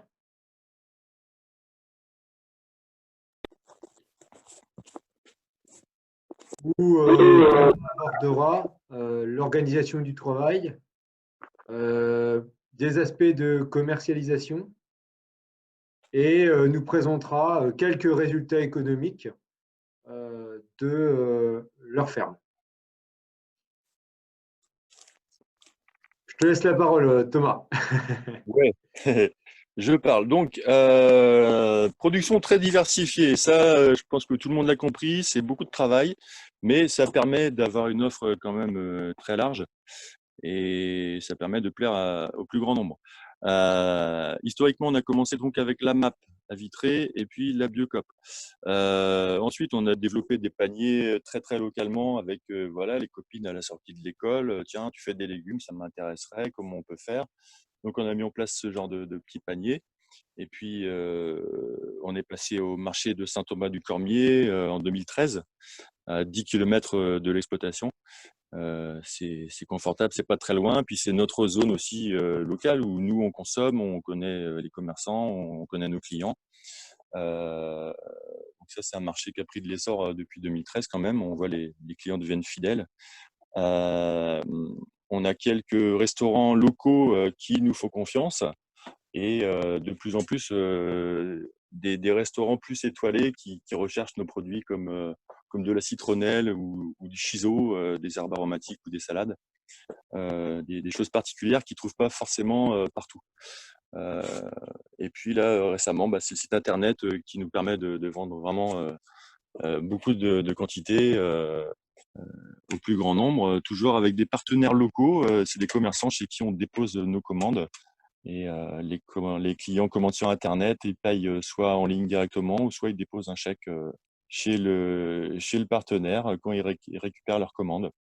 Donc, on a une offre très diversifiée et un système de commercialisation aussi très diversifié.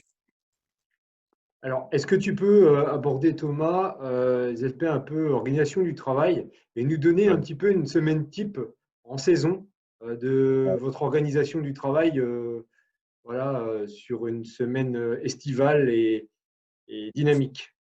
Genre aujourd'hui, quoi. Alors, eh bien, en général, le lundi et le mardi, on est plutôt dédié aux cultures, c'est-à-dire mise en place, plantation, préparation du sol, palissage des tomates en serre, les choses comme ça, les traitements, si on a des traitements à faire. On est sur les cultures. Après le mercredi, on passe à la MAP. Donc, tout le mercredi, on récolte pour aller livrer la MAP le mercredi soir et on récolte en même temps tous les légumes du marché du jeudi matin à Saint-Aubin. Donc, le mercredi, il n'y a personne, on ne peut pas nous déranger, on est dans les récoltes, on fait que ça, que ça, que ça. C'est une journée intense. Donc, le jeudi matin, c'est le marché de Saint-Thomas-du-Cormier. Donc, en hiver, les nains se débrouillent seuls sur le marché, mais l'été, il y a besoin de renfort. Il y a une telle queue que voilà, on est à deux vendeurs. Deux vendeurs et même à deux, c'est des fois compliqué. Donc, quand Léna est seule au marché, moi, je reviens au champ. Je suis au champ pour m'occuper des cultures. mais quand je l'aide, voilà, je l'aide. Le jeudi après-midi, je me remets aux cultures. Et le vendredi, deuxième grosse journée commercialisation. Là, c'est récolte aussi toute la journée pour les livraisons soit des paniers en abonnement ou soit des commandes du site internet. Donc les livraisons se font en fin d'après-midi, le vendredi. Et le samedi, on est ouvert au public sur place. Donc le matin, voilà, on profite aussi pour faire de la paperasse à la maison ou s'occuper des cultures, du désherbage. Et puis l'après-midi, on accueille les clients qui viennent. Et quand il n'y a pas trop de clients, Léna s'occupe des quelques clients et moi, je continue à m'occuper des cultures.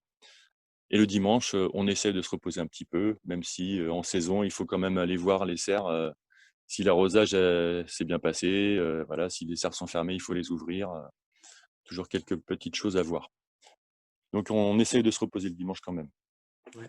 Alors du coup, vient la question spontanée. Est-ce que vous avez estimé un petit peu la durée le temps de travail là sur une semaine, on va dire, chargée? Est-ce que tu peux nous donner un ordre de grandeur du temps passé au travail en période estivale et pourquoi pas en plus Ouais. basse saison, à la fois pour toi et Léna? Ouais.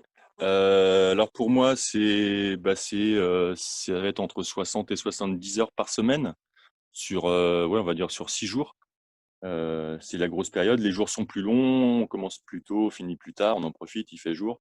Et puis les herbes poussent beaucoup plus vite qu'en hiver. On a aussi beaucoup plus de production avec les tomates, par exemple. On a beaucoup de récoltes à faire et de commercialisation. Donc typiquement, c'est ça, 60-70 heures en été. Et puis en hiver, ça va être entre 35 et 40 heures pour moi. Léna, elle passe beaucoup de temps aussi sur l'administratif avec le site internet. Il faut suivre tous les règlements clients. Elle s'occupe beaucoup de ça et puis des récoltes aussi et des préparations de commandes.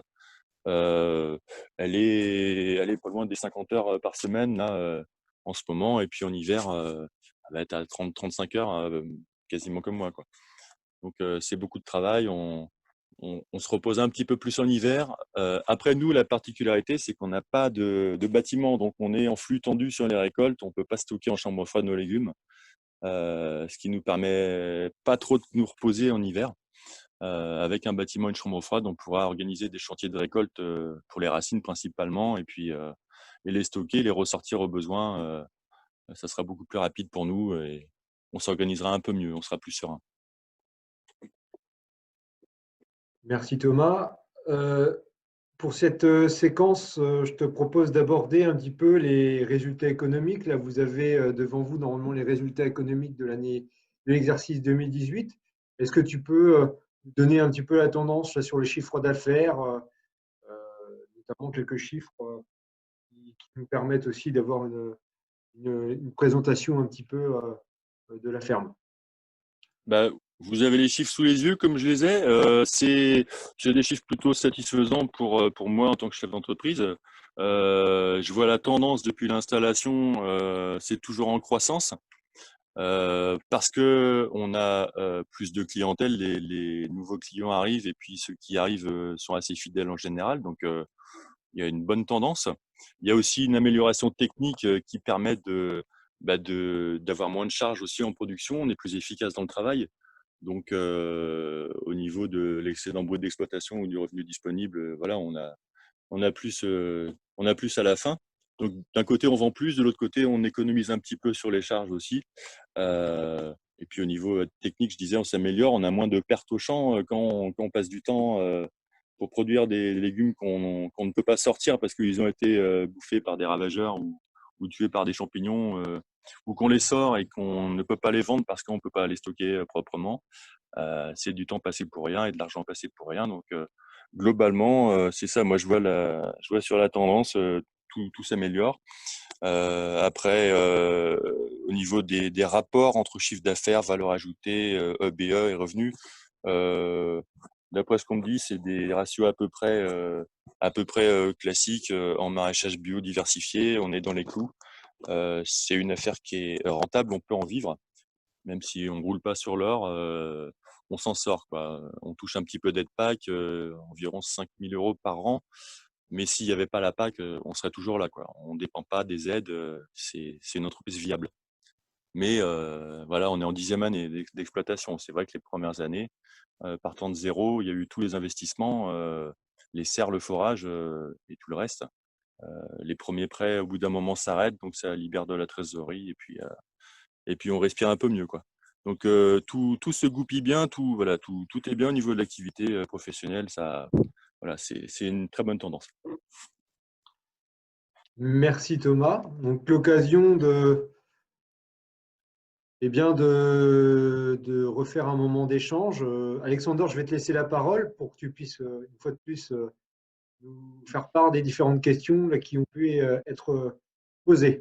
Oui, nous avons des questions concernant la commercialisation et les résultats économiques. Oui. Donc, tout d'abord, par rapport à votre démarche pour trouver des restaurateurs, est-ce Oui. qu'ils sont venus vers vous ou est-ce que c'est vous qui les avez démarchés? Alors oui, c'était une question de Jessica, je me rappelle tout à l'heure. Alors, il se trouve que, je vous disais, on est au niveau, on commercialise au niveau très local, donc c'est en fait par connaissance, par commune. Un ami nous a dit, tiens, va voir un tel, elle cherche des producteurs bio, la crêpière à Saint-Aubin, ça lui plairait de travailler avec toi. Donc c'est comme ça que ça s'est passé. Et souvent au niveau local, comme ça, il suffit de parler avec les personnes autour et puis il se passe des choses. Et puis ça décoince des situations. J'ai pas vraiment cherché de restaurant parce que c'est aussi quelque part un métier de fournir les restaurateurs. C'est pas forcément des grosses quantités. Ils veulent des produits plutôt frais, plutôt jolis et petite quantité. Il faut être flexible sur les dates ou les heures de livraison. Moi, étant tout seul ou avec Léna au démarrage, sans vraiment beaucoup de personnel, c'est pas facile de multiplier les séries pour avoir des légumes pas trop gros. Donc nous, on était plutôt orientés vers les paniers où nous, on gère facilement les commandes et les quantités à produire. Ça aidait pour la planification des cultures. Les restaurants, c'est beaucoup plus aléatoire, je pense, sauf avoir des restaurateurs réguliers, fidèles. Au bout d'un moment, on connaît leurs besoins et ils nous les communiquent surtout. Ils disent, moi, je passe tant de kilos de patates par an, est-ce que tu peux me les faire et on s'arrange comme ça. Donc, on ne les a pas trop cherchés. Récemment, là, bon, là, pour le citer, il y a Monsieur Rollinger qui a 2 étoiles au Michelin à Cancale, là, qui nous appelle, où son chef nous appelle depuis 4 ans maintenant, parce qu'il a entendu parler de nous, de nos choses exotiques surtout, et de la qualité aussi. On a participé à un concours talent gourmand, on a été lauréat, donc ça nous a fait une vitrine au niveau des restaurateurs. Et voilà, les restaurateurs après se parlent beaucoup entre eux et puis ils aiment bien partager leurs bons plans producteurs, quoi. Donc on n'a pas vraiment cherché les restaurateurs, même si moi ça m'intéresse de travailler avec des restaurants comme ça qui travaillent bien les légumes, qui travaillent avec des légumes de saison, qui en général payent bien. Il y a une bonne relation sympa, on échange des choses. Moi je parle légumes et il me parle cuisine. Mais voilà, ça dans le futur, à mon avis, on va développer ce côté-là et puis on fera quelques démarches pour rechercher des restaurants. Un participant voudrait savoir si tu as une idée sur l'investissement total sur la ferme depuis le début. Donc, pour les serres, le puits, le matériel, etc. Ok, alors je me rappelle, mon installation, j'avais 72 000 € de prévu sur le prévisionnel économique. Le gros, c'était les serres. Il y en avait pour, on va parler en hors taxe, il y avait 20 000 € de serres hors taxe qui étaient neuves. On s'était regroupé avec différents collègues qui s'installaient en même temps que moi pour négocier un prix en fait avec l'achat groupé. Donc on a eu un prix, donc on avait 20 000 € pour les 5 serres de 9,30 m par 40 mètres, plus le forage, donc le trou, la pompe, le ballon surpresseur, les vannes, les manomètres et tout ce qui va bien. Des électrovannes, moi j'ai opté pour une programmation d'arrosage, donc ça a eu un coût aussi. On doit être aux alentours des 15 000 € sur le système d'irrigation, auquel s'est ajouté le réseau enterré plein champ. On a peut-être 2 ou 3 000 € de plus. Après, il y a forcément le tracteur. J'en avais acheté un à 3 500 à l'installation, mais il est mort de vieillesse. quelques années après. Donc j'en ai racheté un à 12 000 € hors taxe. On a changé de gamme. Voilà, donc je vous dis 72 000 à l'installation et depuis, on peut rajouter quelques dizaines de milliers d'euros. Je n'ai pas le chiffre précis. La prochaine question concerne le salaire, les revenus. Est-ce que vous pouvez vous verser un salaire et à quelle hauteur? Alors, donc au vu des heures qu'on travaille tous les deux, on se paye pas cher, mais on se prélève 1 200 € par mois pour les deux personnes. Alors, c'est pas beaucoup. C'est pas beaucoup. Après, on n'a pas un grand train de vie non plus. On n'est pas toujours sorti au restaurant ou à des événements culturels. On n'a pas trop le temps ni trop l'argent, donc voilà, c'est très bien.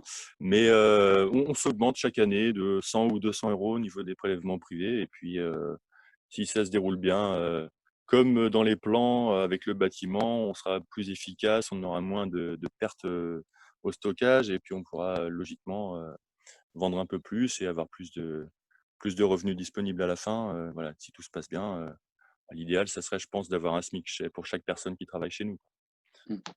Est-ce qu'il reste du temps pour prendre les vacances? Alors oui, on s'arrange pour prendre 2 fois une semaine dans l'année. Ça va être principalement entre la Toussaint et les vacances de février, au moment où il y a moins de mise en place de culture, il y a moins d'entretien de culture, il y a moins de récolte. Voilà, le coup de feu de l'été est terminé. C'est là où on en profite. Donc, soit on va pas loin, en Bretagne ou pas loin d'ici, ou soit on fait comme certaines personnes, on se paye un petit voyage au soleil voilà, en Tunisie ou au Portugal, pas trop loin, et puis ça nous dépayse, on est content, il fait pas trop froid, et on change d'air. C'est important de couper avec le travail tous les jours, tous les jours, tous les jours. Il faut changer d'air de temps en temps. Pour une question d'éclaircissement par rapport à la partie salaire, prélèvement personnel, est-ce que c'est 1 200 € par mois pour chacun ou en total? Non, c'est au total, c'est pour les deux. Pour les Donc, si deux. on divise par deux, ça fait 600 € par mois chacun, si on divise en deux. Ouais. Voilà.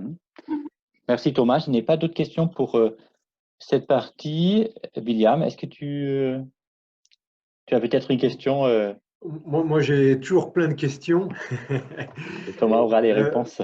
Ouais. Thomas, aujourd'hui, donc, ça va faire 10 ans que tu es installé. Au cours de ces 10 années, vous avez dû faire des choix d'investissement, etc. Oui. Là, après 10 ans, on va dire, d'expérience en tant que maraîcher et après une période de reconversion professionnelle, qu'est-ce que tu aurais qu'est-ce que tu aurais aimé changer? Est-ce qu'il y a des investissements que tu aurais aimé faire plus tôt? Est-ce qu'il y a des choix que Oui. tu aujourd'hui remets un peu en question? Est-ce que tu peux nous faire part de cette expérience? Alors, évidemment que j'aurais aimé avoir un bâtiment au-dessus de la tête à mon installation.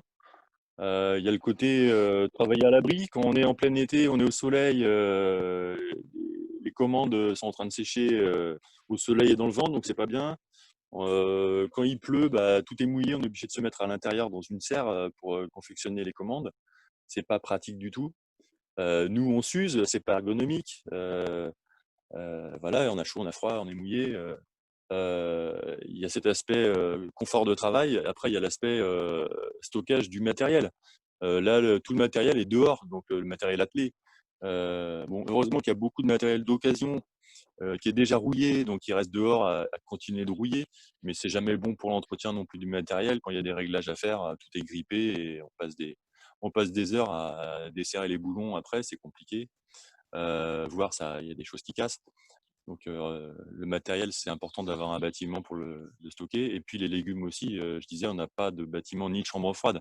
Donc on est à flux tendu. Alors nos légumes sont ultra frais, il n'y a pas de souci de ce côté-là. C'est ramassé dans le champ et vendu dans la journée. Mais c'est fatigant aussi. Il faut beaucoup d'énergie en hiver pour aller sous la pluie quand il fait 0 degré ramasser des légumes. Et pour les choses qui se stockent comme les pommes de terre, On les mettait jusqu'à présent dans le garage à la maison sous une couverture, comme beaucoup de gens font. Mais avec les hivers doux qu'on a, ça se met à germer assez rapidement quand même.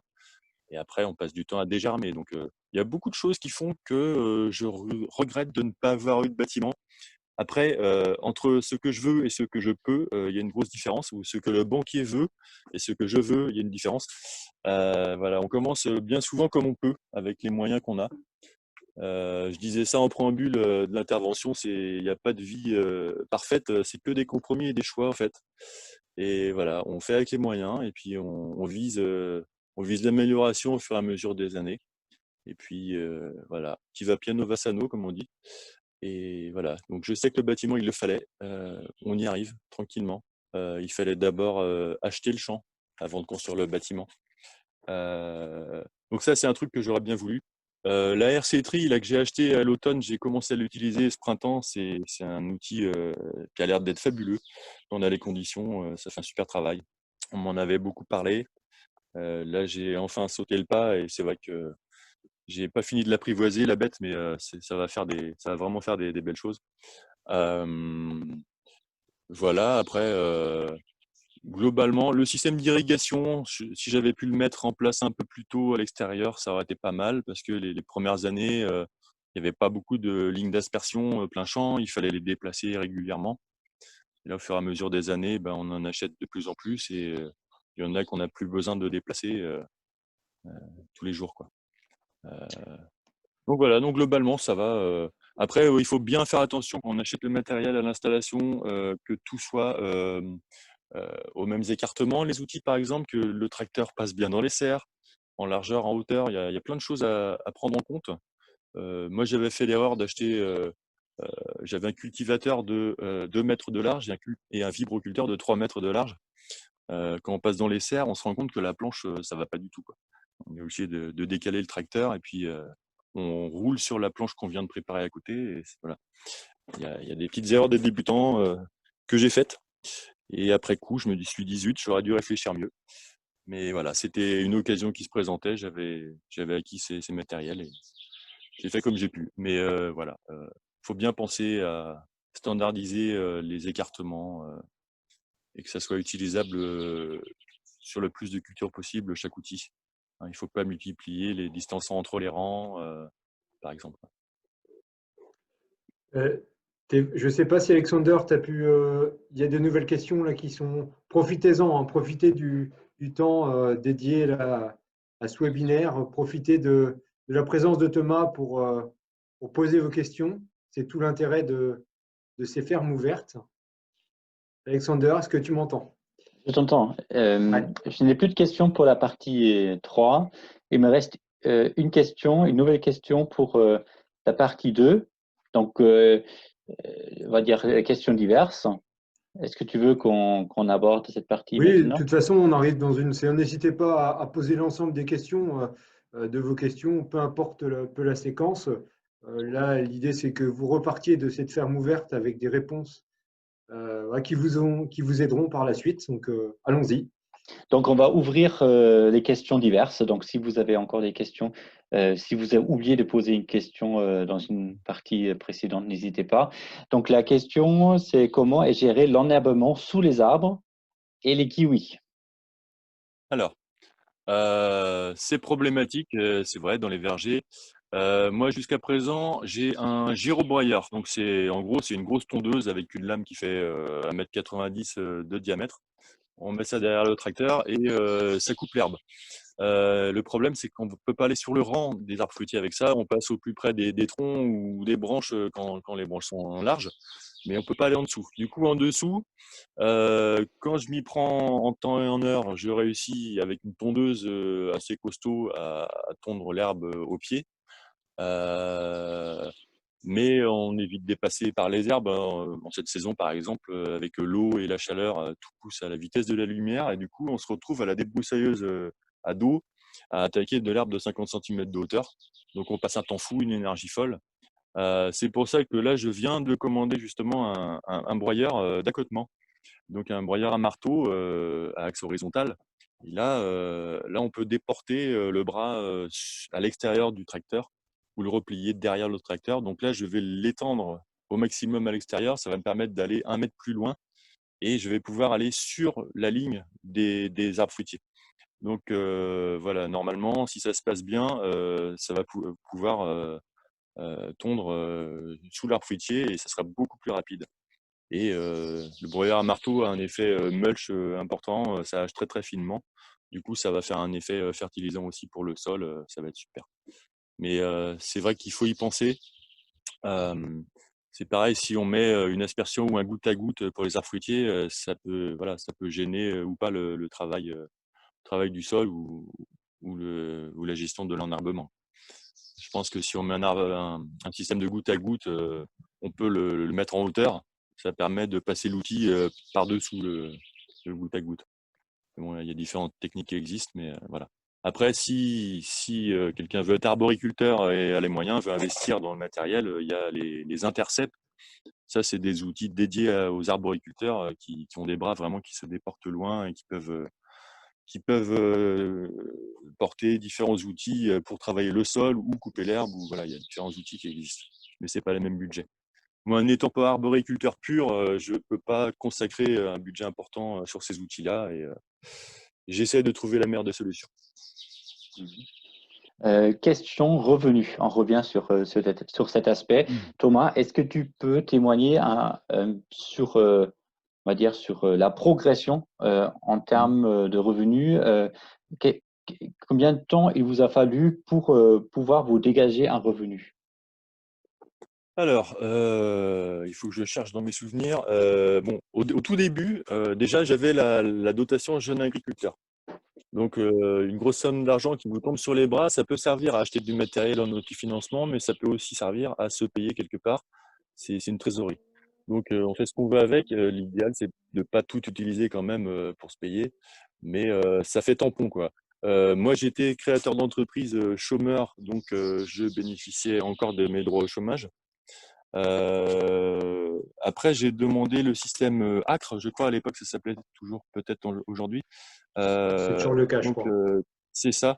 Du coup, quand mes droits au chômage se sont finis, j'ai eu le droit à l'allocation spécifique de solidarité, l'ASS, qui prenait la suite des droits au chômage, mais c'était pas en lien avec les sommes que je pouvais gagner par ailleurs, et c'était pas limité dans le temps à quelques mois, c'était 12 mois pleins.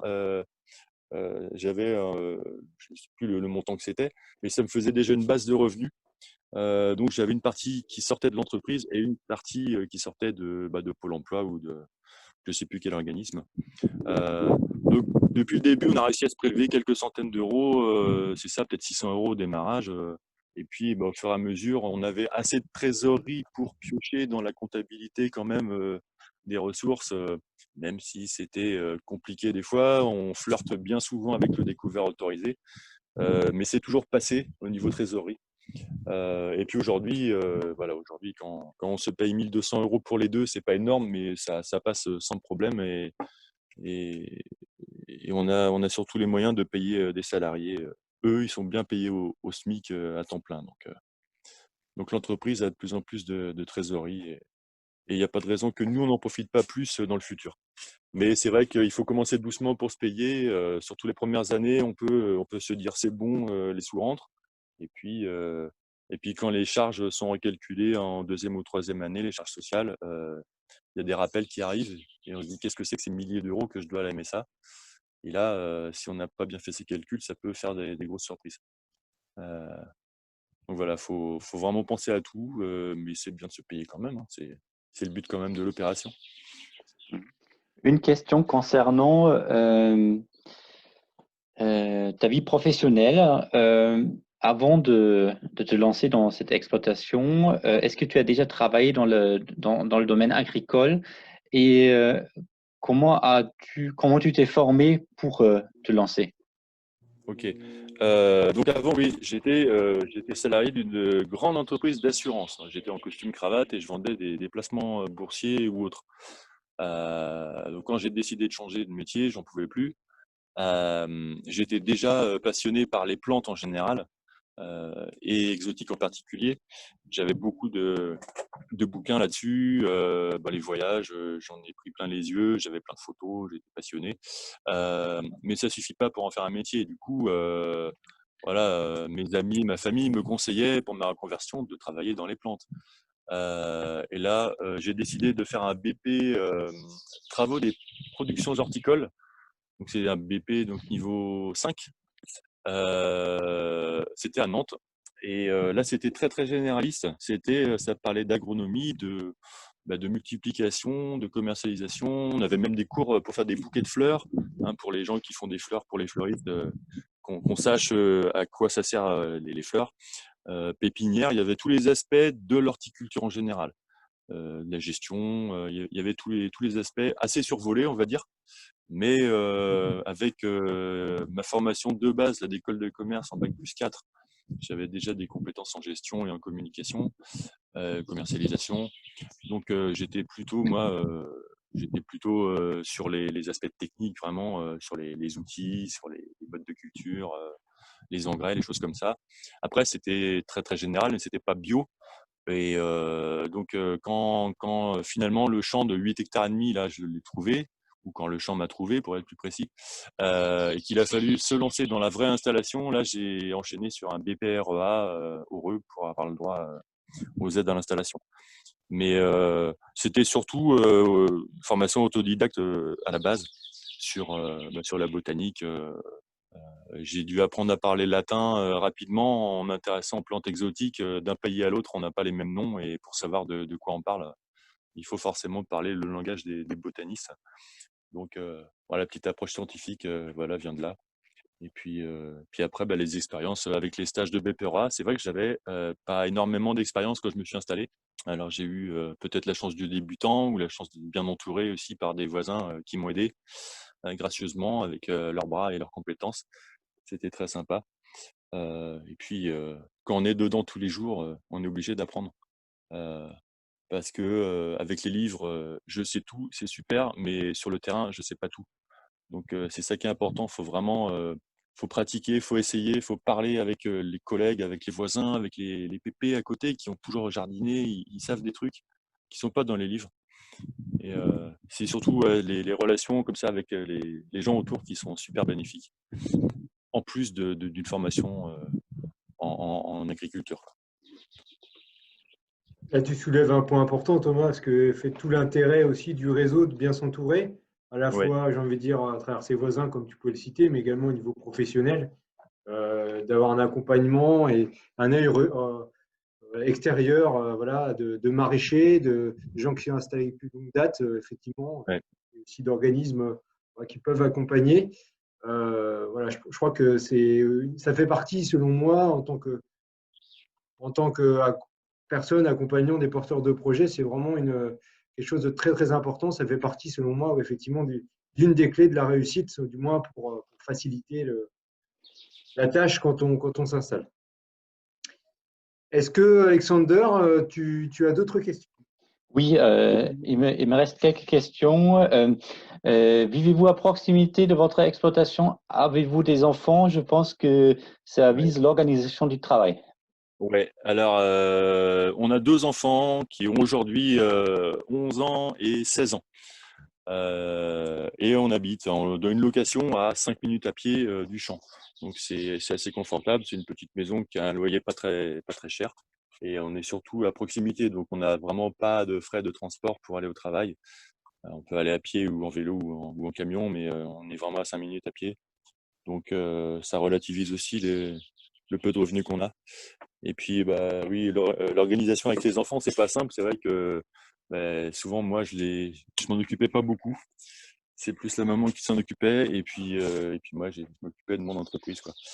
Et voilà, c'est pas l'idéal pour les jeunes enfants quand les parents sont chefs d'entreprise, agricoles ou pas d'ailleurs, hein, je sais pas dans les autres secteurs, mais c'est vrai qu'on a un troisième bébé, il faut se partager et c'est pas facile. On a parlé de votre production de fruits et de légumes. Est-ce que vous faites aussi un peu de PPA? Oui, des plantes aromatiques. Alors, on a quelques plantes aromatiques, genre basilic, persil, des choses comme ça, ou citronnelle. Mais oui, Annette, on essaie plein de choses, de la coriandre. Mais c'est pas une production pour faire des tisanes forcément. C'est de la diversification pour faire des bottes pour les clients, pour mettre ça dans les salades ou des choses comme ça. Mais on n'a pas le côté médicinal, enfin pour soigner. Moi perso, j'ai pas de compétences là-dessus. Et bon, c'est pour augmenter l'offre, en fait, la diversité. Il y a toujours des gens qui aiment bien tel ou tel aromate ou qui se fait ses infusions et avec une herbe. Et puis c'est bien quand on peut le proposer, quoi. Mais non, c'est encore un métier. Si on voulait vraiment faire des quantités, il y en a plusieurs sur le département, des bonnes productrices d'herbes aromatiques et médicinales. Je leur laisse soin de s'en charger. Moi, c'est juste une petite diversification. Alors, j'en profite, Alexander, pour dire qu'hier, effectivement, a eu lieu notre premier webinaire en ligne. C'était effectivement chez l'Amande Verte, Adrien Poirier, une exploitation à Six-sur-Af. Si vous êtes intéressé par ces plantes médicinales, aromatiques, aromatiques et médicinales, sachez que vous pouvez consulter à la fois le webinaire, la pharmacoscopie, ainsi que la vidéo en ligne sur le site internet d'AgroBio 35. S'il n'est pas mis en ligne actuellement, il le sera très prochainement. Merci William. On revient sur les fruits exotiques, sur la culture des fruits exotiques. Une question qui a été posée est comment estimez-vous le volume de production à atteindre donc, par rapport à la demande d'une culture exotique, voilà, d'un arbuste qui nécessite plusieurs années pour donner. Alors, si j'ai bien compris la question, c'est est-ce que c'est rentable nos plantes exotiques, en fait, c'est ça? Je pense que c'est plus par rapport à comment se faire une idée de la demande. Est-ce qu'il y a un marché? La La demande. taille du marché. Ouais. Les fruits en bio, il y a toujours une grosse demande, en général. Je pense que c'est vrai. Après, quand on sort des citrons ou des oranges, ça détonne dans le paysage, ça change des pommes. Du coup, les gens, au début, ils veulent goûter, puis ils trouvent ça bon et ils en veulent de plus en plus. Et c'est ce que je disais au tout début de l'intervention, quand on fait une nouvelle variété d'un fruitier exotique, on ne sait pas combien de pieds on doit planter, donc on essaie d'abord au niveau technique si ça fonctionne, et après, en fonction de la demande, on va en planter plus derrière, quoi. C'est pas facile. Moi, je suis pas producteur d'agrumes, donc je base pas mon prévisionnel d'entreprise sur les agrumes. C'est un complément qui va apporter des clients sur l'ensemble de notre gamme en fait de légumes et fruits. Ça fait partie d'un tout, quoi. Je peux pas vraiment répondre à la question combien de rangées il faudrait. Moi, je peux répondre que Thomas, il plante ce qui lui plaît et qu'il s'en fout de la demande. Et après, il faut trouver les clients en vrai parce qu'il a compté je ne sais combien de feijoa ou de popo que personne ne connaît encore. Donc, c'est pas totalement l'esprit. Il y a le marché, on répond à la demande. Quand il y a la demande, on y répond, mais on a planté tout ça avant qu'il y ait de la demande. Oui, ça pour ces deux arbres fruitiers très très particuliers, effectivement. Ouais. Voilà. Vous avez créé la demande. C'est ça. D'une certaine Après, manière. c'est un effort de communication aussi, de pédagogie. Moi, je suis sûr que le fruit plaira. Il y a certains restaurateurs qui en voudront, c'est sûr. Après, ça fait des années qu'on fait découvrir aussi nos produits bizarres, entre guillemets. Donc, on saura faire goûter les premières années. Et puis les années suivantes, c'est les gens qui en redemanderont. Donc, visiblement, voilà, vous avez bien présenté votre exploitation. Il y a des personnes qui aimeraient vous rejoindre. Est-ce que vous proposez du woofing? Pas vraiment, en fait. On est plus maintenant sur des personnes très compétentes et voilà, qui ont l'habitude de travailler dans le domaine. Les premières années, on a reçu des woofers, mais c'est vrai qu'on a eu différentes expériences, plus ou moins heureuses. Après, il y a toujours des gens très très bien qu'on peut rencontrer. Humainement, c'est intéressant, mais ouais, on n'a pas de logement pour les accueillir vraiment. Donc, sorti de la belle saison, c'est super compliqué. Il n'y a vraiment aucun confort dans le champ pour l'instant.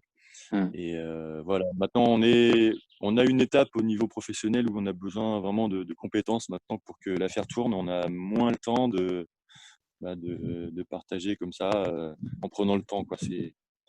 Malheureusement, ouais, on est passé à une vitesse un peu supérieure et on peut moins se permettre de prendre des woofers. Mais après, on accueille toujours les personnes, on partage avec plaisir les gens qui se présentent sur place. On peut toujours prendre le temps de faire une visite et de parler ensemble. Et j'ai une deuxième question par rapport au salariat. Si vous envisagez d'embaucher un salarié, est-ce que vous accepteriez de lui payer un SMIC et 5 semaines de congé? Mais C'est la loi. je crois que c'est la loi, en fait. Hein, on accepte. Hein. On accepte, volontiers.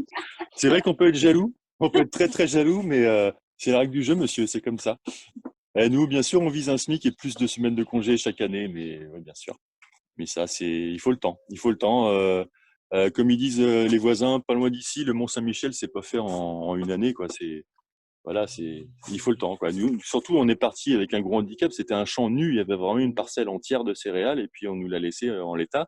Et il fallait tout créer à partir de zéro. Donc, c'est peut-être différent de quelqu'un qui récupérait une ferme avec déjà des bâtiments et déjà un système qui est opérationnel, quoi. Il y a beaucoup de choses à relativiser aussi. Voilà, ça dépend aussi du système de commercialisation, de l'étendue de la gamme de la production. Il y a tellement de paramètres à prendre en compte. Voilà. Merci Thomas, merci Léna. De mon côté, je n'ai plus de questions. N'hésitez À vous pas remonter. D'accord. Je profite, n'hésitez pas à poser vos nouvelles questions si vous en avez. En attendant, éventuellement, je vous propose de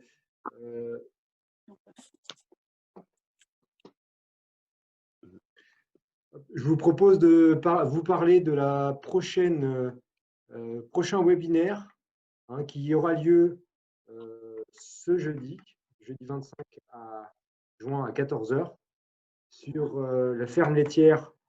Alors, je vais partager mon écran pour que vous puissiez voir. Hop. Alors, oui, donc, je vous disais, donc, organisation du troisième et dernier webinaire de cette semaine, là, qui va être consacré plutôt à la transmission et l'installation progressive en système laitier. Cette ferme ouverte virtuelle aura lieu au GAEC Saint-Lazare. Vous trouverez le lien sur notre site internet pour vous y inscrire. Et je note également la ferme ouverte, mais qui celle-ci sera en physique, chez Arnaud Guérillon. Est-ce que, Alexandre, tu peux nous donner la date exacte de cette ferme ouverte? Donc, la ferme ouverte chez Arnaud Guérillon aura lieu le 7 juillet. Et c'est une ferme ouverte qui s'inscrit dans le dispositif rencontre alternative aux produits phytosanitaires. Donc, on va découvrir chez Arnaud Guérillon des techniques de gestion des adventices sans faire recours aux produits chimiques. Donc, notamment le désherbage mécanique manuel à l'aide d'un lit de désherbage. Donc, on parle aussi question ergonomie et on va présenter différentes techniques de paillage dans des paillages non plastiques, organiques. Nous avons mis en place un essai chez Arnaud cette année. Merci Alexander. Est-ce qu'on a des nouvelles questions? Oui, alors il y a deux questions qui ont réapparu. Une personne voudrait savoir si vous avez directement commencé par planter des fruitiers dès la première année, ou est-ce que vous avez attendu de faire déjà une rotation de légumes? Alors, les deux, mon capitaine. On a commencé. Qu'est-ce qu'on a planté en première année? Le premier rang de kiwi, il me semble que c'était la première année. Les kiwis jaunes et même les 2 premiers rangs de kiwis. Et puis quelques agrumes aussi. On avait planté tous les goyaviers fraises Les petits déjà. goyaviers fraises, oui, première année. Et quelques féjoas qui sont fait crabouiller par les vaches. Oui, oui. Après, il y a eu des plantations malheureuses, c'est ça, je disais, c'est un métier aussi arboriculteur. Quand on plante en diversification par rapport au maraîchage, c'est sympa dans la tête, mais après, il faut s'en occuper. Et quand on a des arbres fruitiers qui font 30 cm de haut, fraîchement greffés, qui sont dans de l'herbe d'1 mètre de hauteur, ça dure pas longtemps. Donc, on a eu des grosses pertes dans la première plantation de feijoa. C'est pour ça qu'on n'a pas eu l'occasion d'en vendre pour l'instant, parce qu'on a recommencé une plantation pour la suite. Faut bien réfléchir le truc quand on se diversifie entre légumes et arbres fruitiers. Attention, c'est vraiment un métier. Voilà, c'est pas juste un petit plus. Il faut vraiment s'en occuper. Moi, j'aurais tendance à dire qu'un petit arbre fruitier, c'est presque comme une carotte. Hein. Les premières années de sa vie, il faut vraiment bien les désherber. Il faut bien s'en occuper. C'est pas, sauf si c'est un pommier qu'on plante à 2 mètres de hauteur, on plante en terre, il se débrouille tout seul. Là, quand on est dans des trucs un peu plus originaux, plus petits en taille, il faut vraiment suivre la culture au démarrage. Donc voilà. Donc il y a un mélange de première année, et puis au fur et à mesure, des nouveaux coups de cœur, des nouveaux essais, et puis on étoffe les fruitiers au fur et à mesure.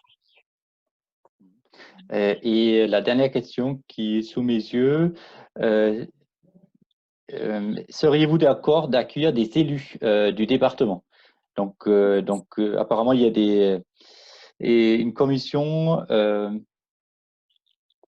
d'élus qui seraient intéressés, 5 à 6 personnes, un comité technique, pardon, une comité technique qui sera intéressée de vous rendre visite pour voilà, les échanges durant 1 heure à 2 heures en automne.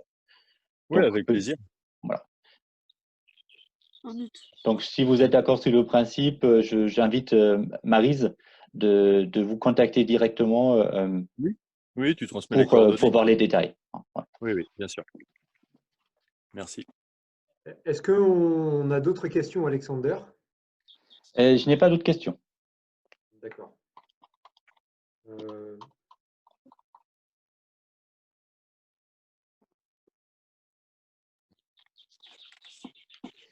Eh bien, si nous n'avons pas d'autres questions, on va pouvoir clôturer ce webinaire.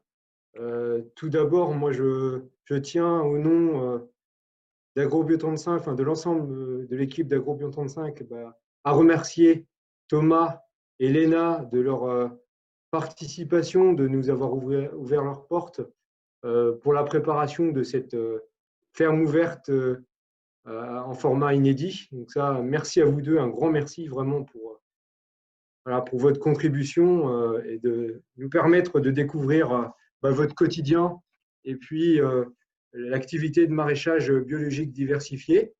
Là, je m'adresse plus particulièrement aux spectateurs là, qui nous regardent. Je vous invite, si vous souhaitez avoir davantage d'informations à la fois sur la conversion ou l'installation en bio, à vous diriger sur le site d'Agrobio 35, agrobio, donc www.agrobio-bretagne.org, ou à nous contacter directement au 02 99 77 09 46. Je crois que le mot de la fin, je pense que c'est vous qui allez l'avoir. Thomas et Léna. Alors, désolé là aux spectateurs pour les petits problèmes techniques que nous avons eus au départ. Thomas, Léna, je vous propose à ce moment-là de faire un nouvel essai en mettant la vidéo. Oui. Voilà. Pour voir si la connexion est meilleure ou pas. Alors, il faut qu'un animateur réactive ma vidéo, s'il vous plaît. Merci, William. C'est parti. C'est quoi quelle vidéo? Voilà. Alors, je crois que ça y est, on nous voit. Coucou, voilà. Ah, super. Ouais, alors la vidéo, l'audio est pas, la qualité de l'audio est pas optimale, mais on vous entend. Il y a le soleil derrière nous, donc on est en clair-obscur. On a un super réseau à la campagne de Vendel. Ouais. Donc, merci Alexander et William, c'était une super expérience aujourd'hui. Une visite comme ça, c'était une première. Merci à tous de nous avoir suivis aussi. J'espère que ça vous a bien intéressé et que les réponses ont été à la hauteur des questions. On cherche autre chose. Voilà, c'est mieux comme ça. On voit un peu mieux. Voilà. Donc, ça fait très plaisir. Merci à tout le monde. Merci à vous deux et puis plein de bonnes choses. Et on va pouvoir clôturer ce webinaire. Merci à vous deux. À bientôt. Merci, au revoir. Au revoir.